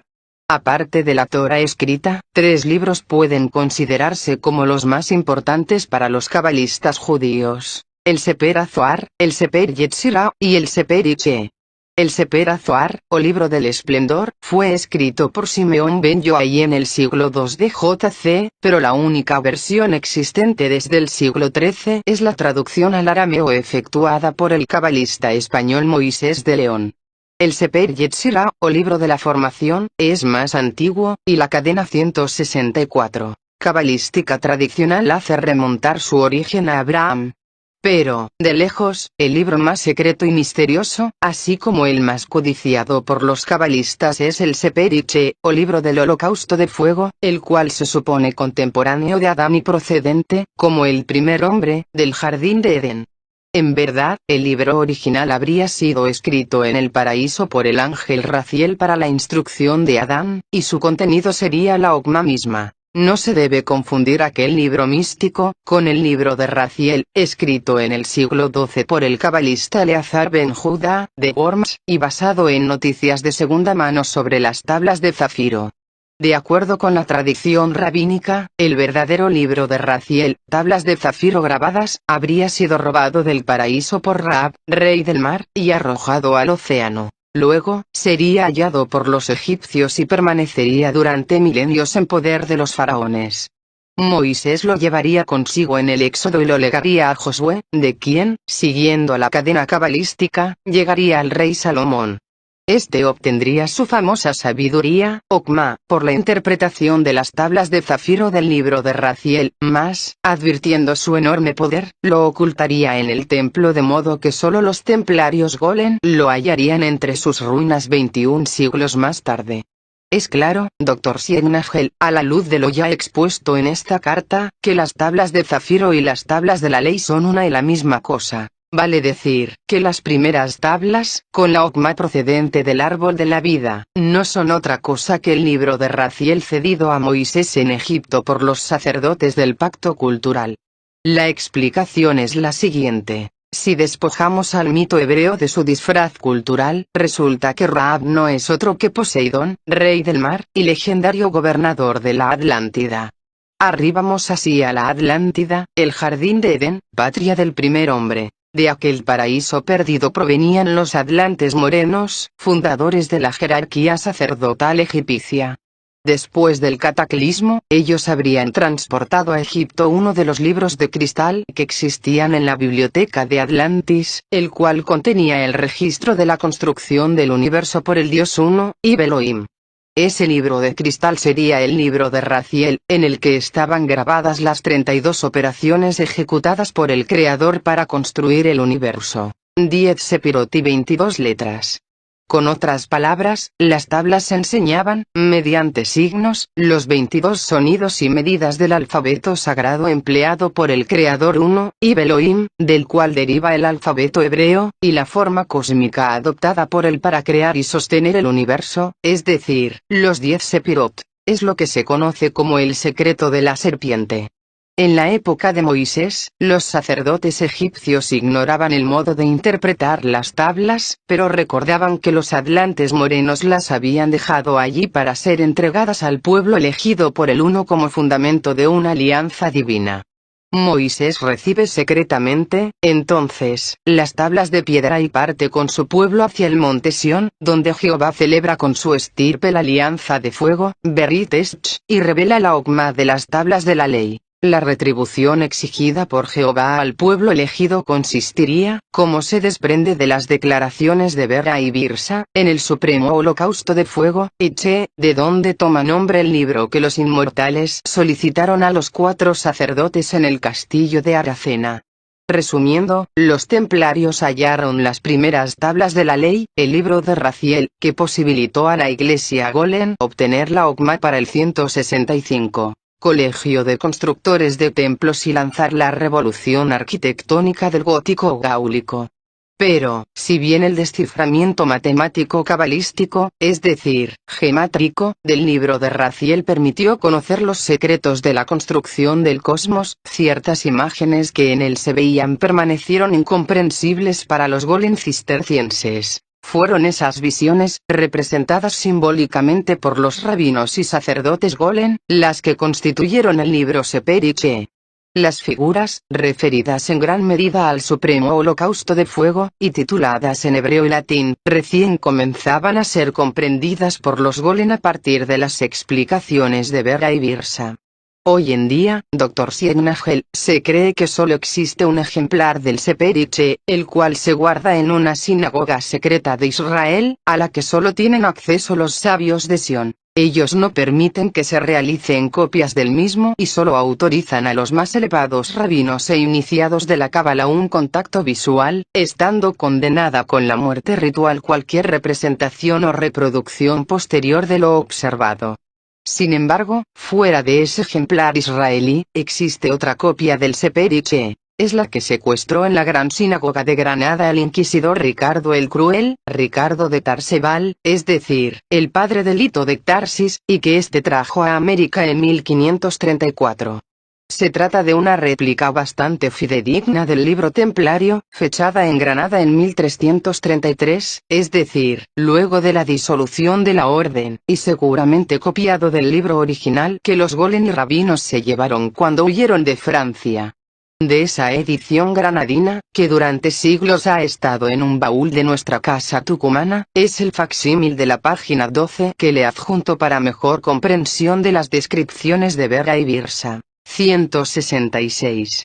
Muy bien, sacerdotes, exclamó Bera, mientras examinaba atentamente la figura que había quedado expuesta en la página 12 del Seper Iche. Vuestra orden ha realizado una gran obra al representar en imágenes la sabiduría del libro de Raziel. Pero el peligro de que tal Okma caiga en poder de los gentiles es enorme. Debéis pues evitar las copias innecesarias de este libro y someter el mismo al más riguroso control. ¿Qué sería de nuestros planes, que son los planes de Ib, si los gentiles recordasen el secreto del granado, del árbol rimón, prácticamente revelado por este dibujo? ¿Qué responderíamos si ellos supiesen nuevamente que un granado era el árbol de la vida, el árbol del paraíso al que no se permitió llegar a Adán para evitar que conociese el secreto de la vida y de la muerte? Ya los gentiles saben que el árbol de la ciencia del bien y del mal era un manzano y lo han relacionado con la rosa, comprendiendo que se trata de una familia de plantas entre las que se cuenta también el almendro. Saben, así, que en todas ellas hay distintas partes de un mensaje único, de una idea plasmada por el Creador Uno.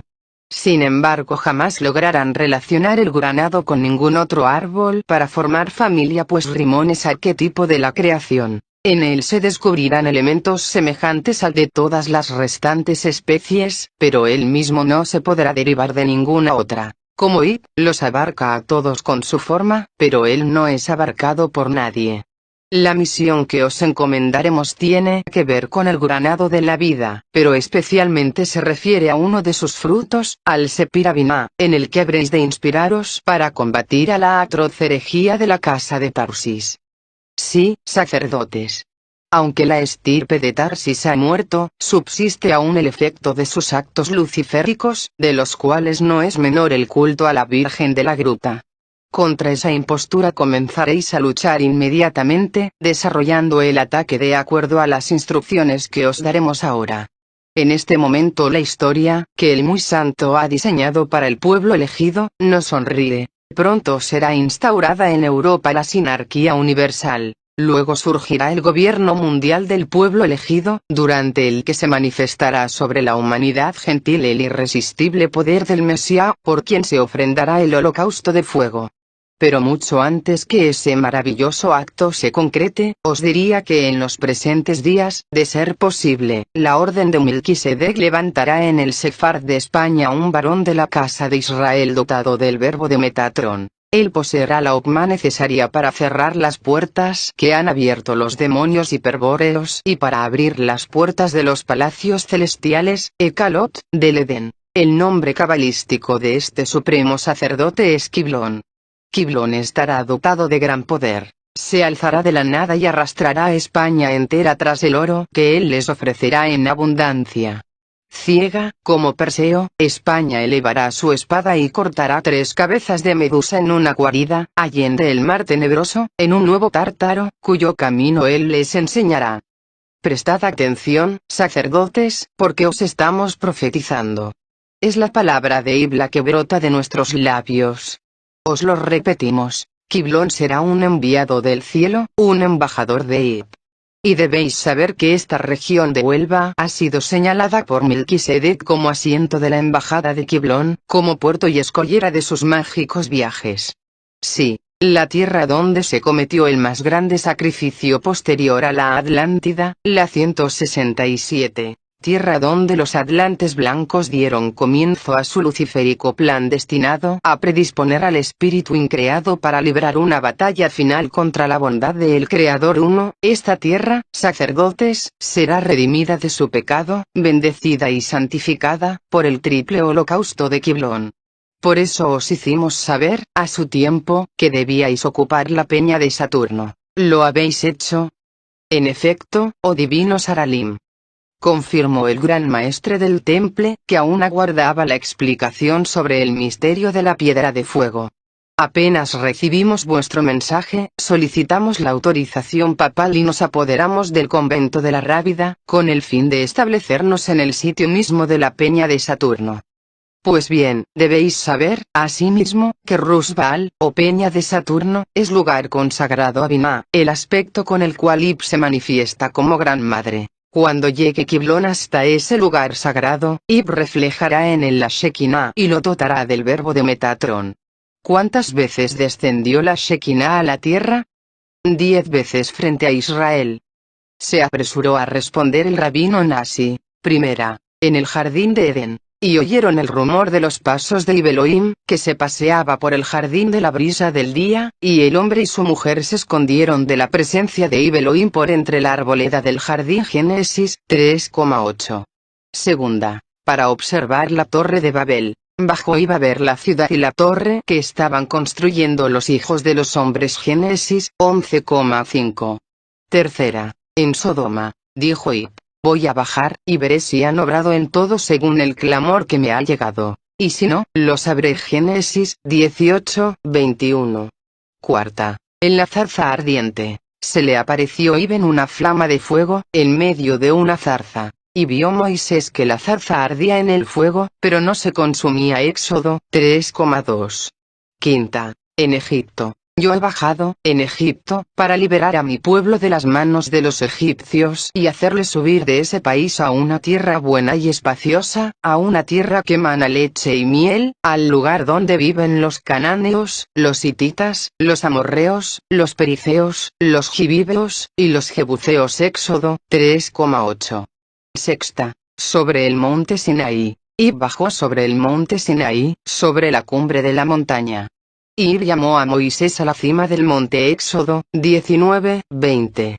Séptima. Sobre los ancianos. Y descendió en la nube y le habló, y tomó del espíritu que había en él y lo puso sobre los 70 ancianos.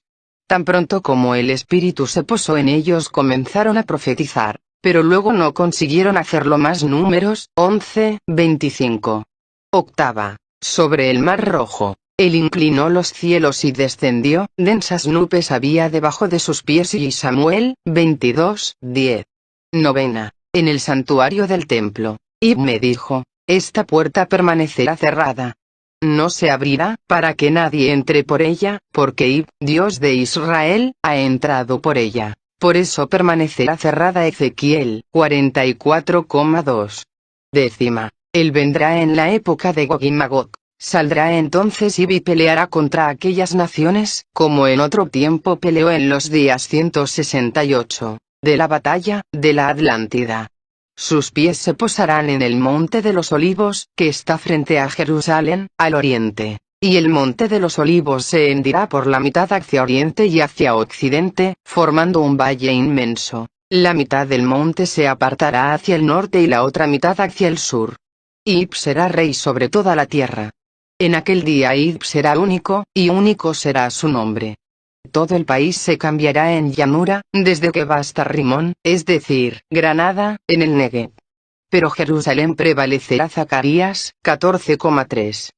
Y una vez entre el pueblo elegido. Agregó el abad de Claraval, 11ª, sobre el Mesías. Apenas bautizado Jesús, salió enseguida del agua. Y en esto se abrieron los cielos y vio al espíritu de Ib descender, como una paloma, y venir sobre él, mientras de los cielos salió una voz que decía: Este es mi Hijo amado, en quien me he complacido. Mateo 3:16. Tomad nota, entonces, de otras 2 veces más en que la Shekinah descenderá a la tierra. Aconsejó Vera. La 11ª, que ha mencionado el abad, está asignada por la letra Aleph, 1, que rige la esencia del aire. Fue un descenso pneumático, simbolizado por el ave del estandarte de Israel. Ello significa que el cristianismo constituye un holocausto de aire para Ib Shaddai. La 12ª, que ahora os anunciamos, ocurrirá en la peña de Saturno, en Rusbaal, frente a Kiblón, cuando Kiblón busque allí la inteligencia de la Gran Madre Binah. Será ese un descenso signado por la letra Mem, 13, que expresa la esencia del agua. Ello significa que el descubrimiento de Kiblón constituirá un holocausto de agua para Ib Shaddai.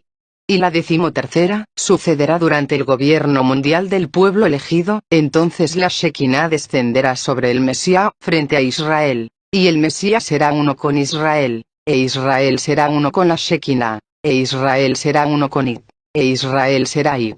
Bendito sea el misterio de Israel. E Israel Shekinah acabará para siempre con todos los gentiles, y con 2/3 de su propia sangre, propiciando el juicio de Din de Elohim Gibor, el riguroso juicio de Geburah. E Israel Shekinah cumplirá la sentencia de Ib Sebaot, que ya ha sido pronunciada en los cielos. Será ese un descenso caracterizado por la letra Sin, 21, que define la esencia del fuego. Ello significa que la sentencia del juicio de Din, del juicio final, constituirá un holocausto de fuego para Ib Shaddai. Los 4 sacerdotes atendían con desmesurado interés las palabras de los inmortales, pero el más impresionado era el gran maestre del temple, responsable directo de la ocupación de Rusbaal desde el convento de Nuestra Señora de la Rábida. 28º día. Rusbaal, la peña de Saturno, se encuentra a 5 kilómetros de Onuba, la actual ciudad de Huelva, sobre una elevación de 37 metros de altura que domina la comarca de Palos, es decir, sobre la orilla izquierda de la confluencia 169, de los ríos Tinto y Odiel. En la época en que los fenicios conquistaron Onuba, edificaron el templo de Rusbaal especialmente para satisfacer la solicitud de los comerciantes hebreos, que eran quienes fletaban las naves hacia esos lejanos puertos. Eran los días de Salomón, cuando la riqueza de Israel podía alquilar la flota fenicia. Todos los vasos que utilizaba para beber el rey Salomón eran de oro, y todos los utensilios de la casa del bosque del Líbano eran de oro fino. No había nada de plata, no se hacía aprecio de ella en los tiempos del rey Salomón, porque el rey tenía en el mar una flota de Tarsis, juntamente con la de Irán. Y cada 3 años llegaba la flota de Tarsis, que traía oro, plata, marfil, monos y pavos reales y reyes. 10:21. Como se lee en otros capítulos del libro de los reyes, Salomón, que poseía efectivamente la Okma, descubrió que Ib se manifestaba además bajo otros aspectos, generalmente identificables con dioses extranjeros, y les rindió culto, o permitió que los sacerdotes lo hiciesen, les levantasen altares y templos. Con las flotas de Tarsis viajaban, pues, los sacerdotes que hicieron construir el templo de Rusbaal en la lejana Tartéside. 200 años después de Salomón, y 500 antes de la caída de Tarsis a manos de Cartago, colonia de Tiro, Isaías, que también poseía la Okma, y conocía entonces el plan de los Golem, pudo profetizar con precisión matemática su próximo fin. Gemid, naves de Tarsis, que está devastado vuestro puerto. ¿Quién lo planeó? Ibsebaot lo planeó para profanar el orgullo, para envilecer la gloria de todos los señores de ese país. Isaías 23,1.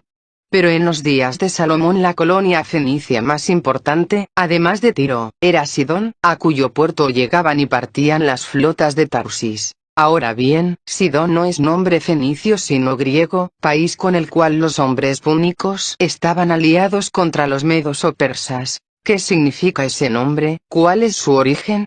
Pues, ni más ni menos que gran árbol granado, ya que granado, en griego, se dice side. En cuanto al origen, los griegos se lo dieron debido a un culto hebreo que allí se practicaba bajo los auspicios del rey Salomón, esto es, el culto a la divina madre de Egipto, Side, la gran granada sabia. Rimón Binah, en hebreo. Side, como Ankinoe, era esposa de Belo en los mitos griegos.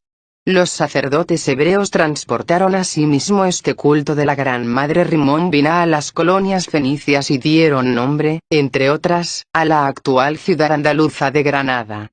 Los fenicios, en efecto, fundaron una factoría fortificada a la que llamaron Rimón, en honor al culto practicado por sus principales clientes. Sin embargo, los pueblos nativos íberos, que eran pelasgos como los etruscos, denominaban al fruto con la voz grana, que tiene la misma raíz que la romano-etrusca malum granatum, es decir, fruto de muchos granos.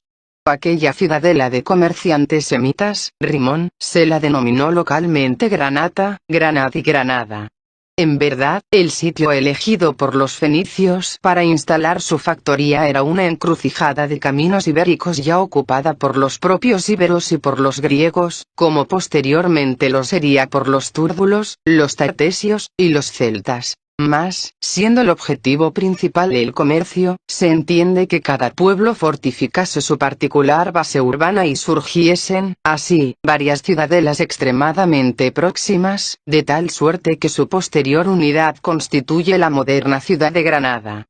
Existía, por ejemplo, frente a Granada, una ciudad antiquísima, contemporánea de Tarsis, llamada Birá o Birya, en lengua indoeuropea, según se pronuncia en sánscrito o iraní, y que significa hombre semidivino, héroe, hombre que participa de la. Y Dionisio, el dios del vino, era clásicamente asimilado a Jehová por los hebreos antiguos, que veían en ambos al dios de la cebada.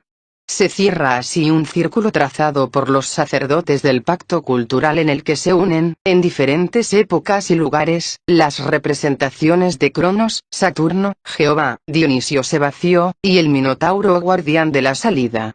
Por último, diré que ya en tiempos del profeta Amós, siglo 8 AJ, la identidad de Jehová y Saturno estaba establecida, y aceptada por los sacerdotes. Vosotros habéis llevado al santuario a Sakut, Saturno, el ídolo de vuestro Dios. Pero yo os deportaré más allá de Damasco, dice I, cuyo nombre es Adonai Sebaot. Amós 5:26. Pero la situación no cambió luego del cautiverio, puesto que en la época del profeta Ezequiel, siglo 6 AJ, se adoraba indistintamente a Jehová o Tammuz Adonis, es decir, a Adonai. Luego me llevó a la entrada de la puerta del templo de Id que mira al norte, y vi que había allí unas mujeres sentadas llorando la muerte de Adonis. Rimón, Tammuz. Ezequiel, Bili, 14. 29º día. Para comprender ahora el porqué del culto a Proserpina en Rusbal, hay que adelantarse bastante en el tiempo histórico, y llegar hasta una época en la que los sacerdotes del pacto cultural habían conseguido confundir profundamente las características individuales de Demeter Ama y de Perséfone Freya, a las que se nombraba simplemente como las diosas. El propósito de los sacerdotes era sustituir a las diosas hiperbóreas atlantes por la imagen de la Gran Madre Binah, uno de los aspectos de Ib, el Creador Uno. Es aquí donde debe situarse el origen del mito de Adonis, nombre griego de Adona y el señor Ib. Según el mito griego, la madre fue Mirra, a la que los dioses convirtieron en árbol cuando estaba encinta de Adonis. Mirra, el mismo vegetal que uno de los reyes magos de Oriente, enviados de la Fraternidad Blanca, ofrenda al niño Jesús. A los 10 meses, el árbol de mirra da a luz y nace Adonis, un niño que representa la belleza, lo que no es más que un modo 175, simbólico de decir que Tiperet, la belleza en el corazón de Ib, uno de sus 10 aspectos, nace del árbol granado. Sigue el mito afirmando que Afrodita, la diosa del fuego del amor, es decir, el arquetipo del fuego caliente en el corazón, se enamora del niño y lo confía para su cuidado a Perséfone Proserpina. Ya tenemos presente, pues, a la Gran Madre Binah, el aspecto inteligencia de Ib. Las dos diosas, Afrodita y Perséfone, terminan rivalizando por conquistar el amor de Adonis Adonai, lo que significa que en el animal hombre o hombre común, imagen de Adán, es normal que entren en conflicto el fuego caliente en el corazón, Tiperet, y la inteligencia que infunde Binah en el cerebro. Esta ambivalencia se ve en la irresolución del mito. Adonis Adonai debe contentarse con permanecer alternativamente con cada una de las diosas, aunque la preeminencia que los sacerdotes conceden al corazón como asiento del alma, quiso que el bello dios pasase más tiempo con Afrodita que con Perséfone. Al corazón está ligado el símbolo de la rosa, y es así que la muerte de Adonis Adonai trae al mundo las rosas rojas, nacidas de las gotas de sangre de su herida. Es Artemisa, la diosa osa, quien causa que un jabalí hiera mortalmente al dios. La oposición entre el jabalí, una de las manifestaciones de Vishnu, y la osa, es tema clásico de la sabiduría hiperbórea. Solo diré aquí que el jabalí está relacionado al misterio de los golem, como se vio durante el asesinato de las Brayas de Tarsis, y que el mito indica alegóricamente un grado alcanzado por ellos, un nivel jerárquico que les permitirá llevar adelante el estandarte de Israel cuando el propio pueblo elegido se vea imposibilitado de hacerlo, cuando Adonis Adonai se desangre momentáneamente en el Pardes Rimonim para crear las rosas que florecerán durante la sinarquía universal. En Frigia, los golem oficiaron como sacerdotes de Cibeles y adoptaron la práctica de la sodomía ritual, vicio que aún subsiste en los grados altos de la masonería por ellos creada. El mito frigio de Adonis Adonai era el de Atis, en cuyo culto los golem desarrollarían un papel protagónico fundamental. Allí a la Gran Madre Binah se la llamaba Cibeles, diosa que propiciaba escandalosas orgías y exigía que sus sacerdotes del perro fuesen eunucos. En el curso del culto era común que, llevados por el frenesí orgiástico, muchos participantes se castrasen voluntariamente, como el arquetipo Atis, pasando a integrar luego, si sobrevivían a la mutilación, la corte de sodomitas que adoraban y servían a la diosa. De acuerdo con la leyenda frigia, Cibeles era adorada como piedra de fuego. Deseoso de copular con ella, Zeus Okma deposita sobre la piedra su semen, acto que deja encinta la diosa. Nace así Agdistis, un ser hermafrodita a quien Dionisio Jehová embriaga y castra, con el fin de individualizar su sexo.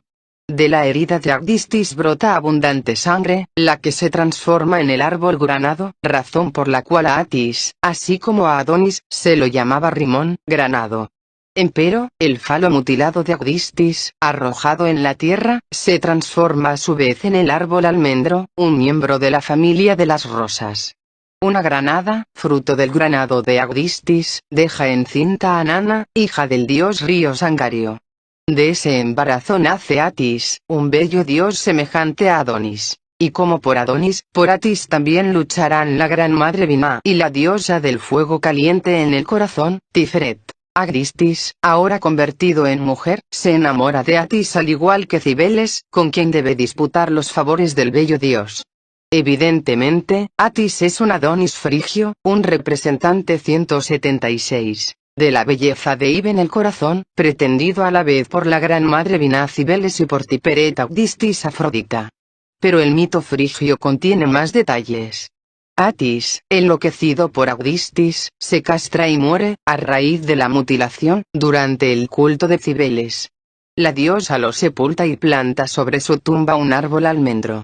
Atis fue, pues, un eunuco y un sodómita, signado por los símbolos del granado y el almendro, lo que prueba claramente que el origen del mito es hebreo.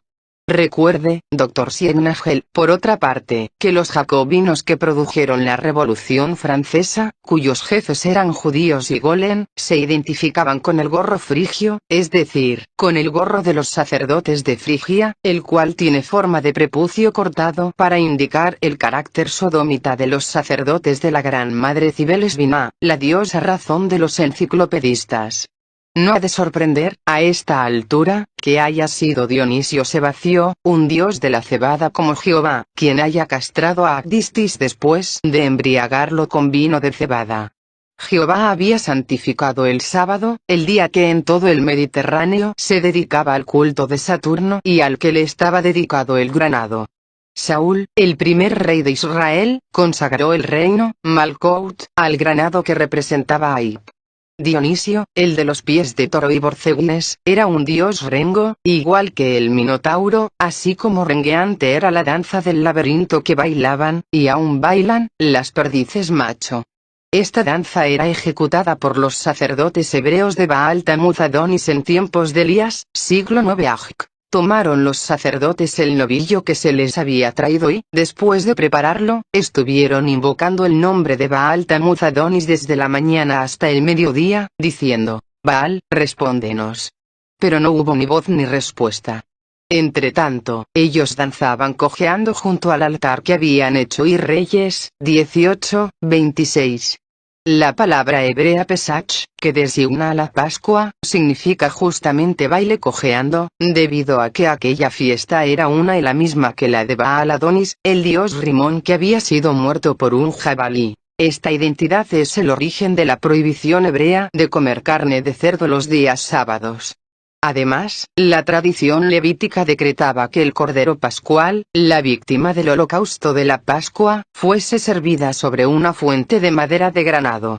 La granada era la única fruta que se podía introducir en el Sancta Sanctorum y el supremo sacerdote, al hacer la entrada anual en el templo, llevaba cosidas en su efod pequeñas borlas con forma de granada.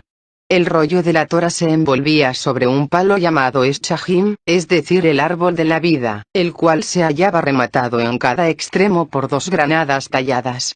Y el óctuple candelabro, Chanukah, posee una granada coronando cada brazo, en los que brilla Yod, el ojo de Ib. El séptuple candelabro, por su parte, Menora, tiene 7 cálices de flor de almendro, que recuerdan la institución del sacerdocio de Aarón, cuando floreció la vara de almendro que le suministrara Moisés. Y sucedió que, cuando al día siguiente entró Moisés en la tienda del testimonio, la vara de Aarón, la de la casa de Levi, había echado brotes y flores, y había producido almendras. Números, 17:23. Para perpetuar el recuerdo de este milagro, dice Ib, harás un candelabro de oro puro, tanto su base como su tallo. Sus cálices, sus capullos y sus flores formarán cuerpo con él. 6 brazos saldrán de sus lados, 3 brazos de un lado del candelabro y 3 brazos del otro. 3 cálices a modo de flor de almendro tendrá el primer brazo, con sus capullos y sus flores. Igualmente, y Dionisio, el dios del vino, era clásicamente asimilado a Jehová por los hebreos antiguos, que veían en ambos al dios de la cebada. Se cierra así un círculo trazado por los sacerdotes del pacto cultural en el que se unen, en diferentes épocas y lugares, las representaciones de Cronos, Saturno, Jehová, Dionisio Sebacio, y el Minotauro guardián de la salida. Por último, diré que ya en tiempos del profeta Amós, siglo 8 AJ, la identidad de Jehová y Saturno estaba establecida, y aceptada por los sacerdotes. Vosotros habéis llevado al santuario a Sakut, Saturno, el ídolo de vuestro dios. Pero yo os deportaré más allá de Damasco, dice Ib, cuyo nombre es Adonai Sebaot. Amos 5:26. Pero la situación no cambió luego del cautiverio, puesto que en la época del profeta Ezequiel, siglo VI AJ, se adoraba indistintamente a Jehová o Tamuz Adonis, es decir, a Adonai. Luego me llevó a la entrada de la puerta del templo de Id que mira al norte, y vi que había allí unas mujeres sentadas llorando la muerte de Adonis, Rimón, Tamuz. Ezequiel, Bili, 14. 29º día. Para comprender ahora el porqué del culto a Proserpina en Rusbaal, hay que adelantarse bastante en el tiempo histórico, y llegar hasta una época en la que los sacerdotes del pacto cultural habían conseguido confundir profundamente las características individuales de Demeter Ama y de Perséfone Freya, a las que se nombraba simplemente como las diosas. El propósito de los sacerdotes era sustituir a las diosas hiperbóreas atlantes por la imagen de la Gran Madre Binah, uno de los aspectos de Ib, el Creador Uno. Es aquí donde debe situarse el origen del mito de Adonis, nombre griego de Adonai el señor Ib. Según el mito griego, la madre fue Mirra, a la que los dioses convirtieron en árbol cuando estaba encinta de Adonis. Mirra, el mismo vegetal que uno de los reyes magos de Oriente, enviados de la fraternidad blanca, ofrenda al niño Jesús. A los 10 meses, el árbol de mirra da a luz y nace Adonis, un niño que representa la belleza, lo que no es más que un modo 175, simbólico de decir que Tiperet, la belleza en el corazón de Ib, uno de sus 10 aspectos, nace del árbol granado. Sigue el mito afirmando que Afrodita, la diosa del fuego del amor, es decir, el arquetipo del fuego caliente en el corazón, se enamora del niño y lo confía para su cuidado a Perséfone Proserpina. Ya tenemos presente, pues, a la Gran Madre Binah, el aspecto inteligencia de Ib. Las dos diosas, Afrodita y Perséfone, terminan rivalizando por conquistar el amor de Adonis Adonai, lo que significa que en el animal hombre u hombre común, imagen de Adán, es normal que entren en conflicto el fuego caliente en el corazón, Tiperet, y la inteligencia que infunde Binah en el cerebro. Esta ambivalencia se ve en la irresolución del mito. Adonis Adonai debe contentarse con permanecer alternativamente con cada una de las diosas, aunque la preeminencia que los sacerdotes conceden al corazón como asiento del alma, quiso que el bello dios pasase más tiempo con Afrodita que con Perséfone. Al corazón está ligado el símbolo de la rosa, y es así que la muerte de Adonis Adonai trae al mundo las rosas rojas, nacidas de las gotas de sangre de su herida. Es Artemisa, la diosa Osa, quien causa que un jabalí hiera mortalmente al dios. La oposición entre el jabalí, una de las manifestaciones de Vishnu, y la Osa, es tema clásico de la sabiduría hiperbórea. Solo diré aquí que el jabalí está relacionado al misterio de los golem, como se vio durante el asesinato de las Brayas de Tarsis, y que el mito indica alegóricamente un grado alcanzado por ellos, un nivel jerárquico que les permitirá llevar adelante el estandarte de Israel cuando el propio pueblo elegido se vea imposibilitado de hacerlo, cuando Adonis Adonai se desangre momentáneamente en el Pardes Rimonim para crear las rosas que florecerán durante la sinarquía universal. En Frigia, los golem oficiaron como sacerdotes de Cibeles y adoptaron la práctica de la sodomía ritual, vicio que aún subsiste en los grados altos de la masonería por ellos creada. El mito frigio de Adonis Adonai era el de Atis, en cuyo culto los golem desarrollarían un papel protagónico fundamental. Allí a la Gran Madre Binah se la llamaba Cibeles, diosa que propiciaba escandalosas orgías y exigía que sus sacerdotes del perro fuesen eunucos. En el curso del culto era común que, llevados por el frenesí orgiástico, muchos participantes se castrasen voluntariamente, como el arquetipo Atis, pasando a integrar luego, si sobrevivían a la mutilación, la corte de sodomitas que adoraban y servían a la diosa.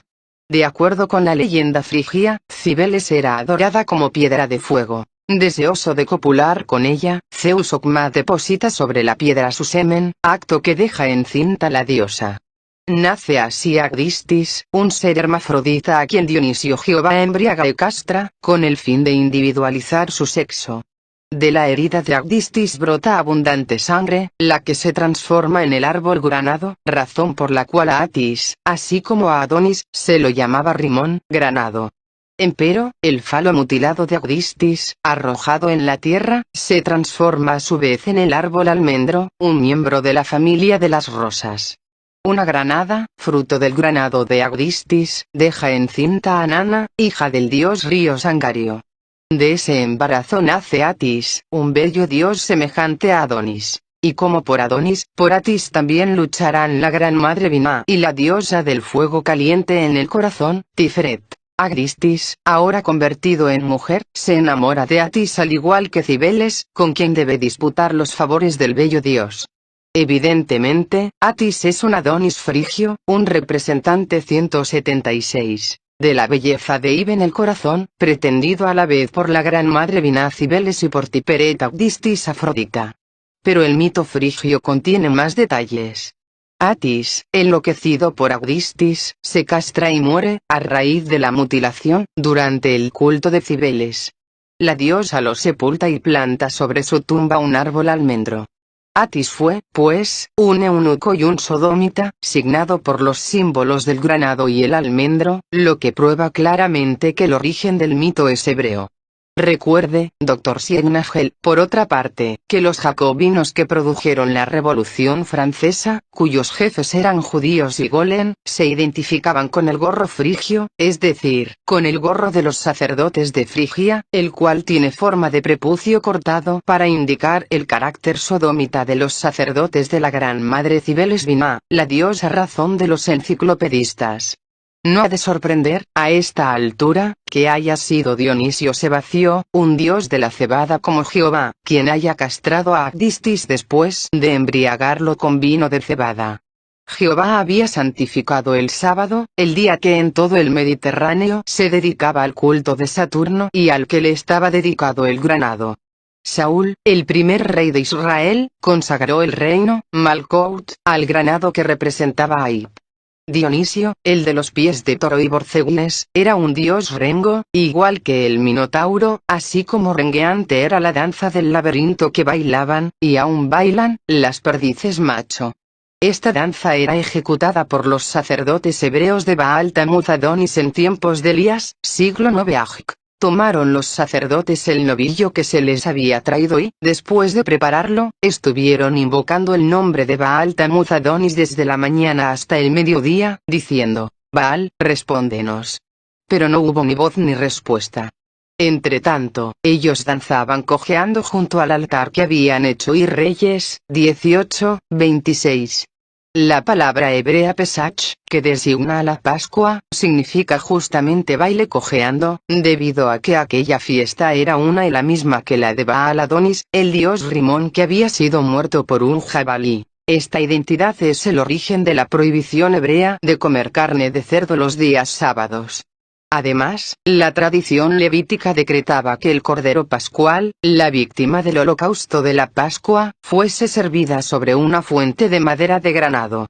La granada era la única fruta que se podía introducir en el Sancta Sanctorum y el supremo sacerdote, al hacer la entrada anual en el templo, llevaba cosidas en su efod pequeñas borlas con forma de granada.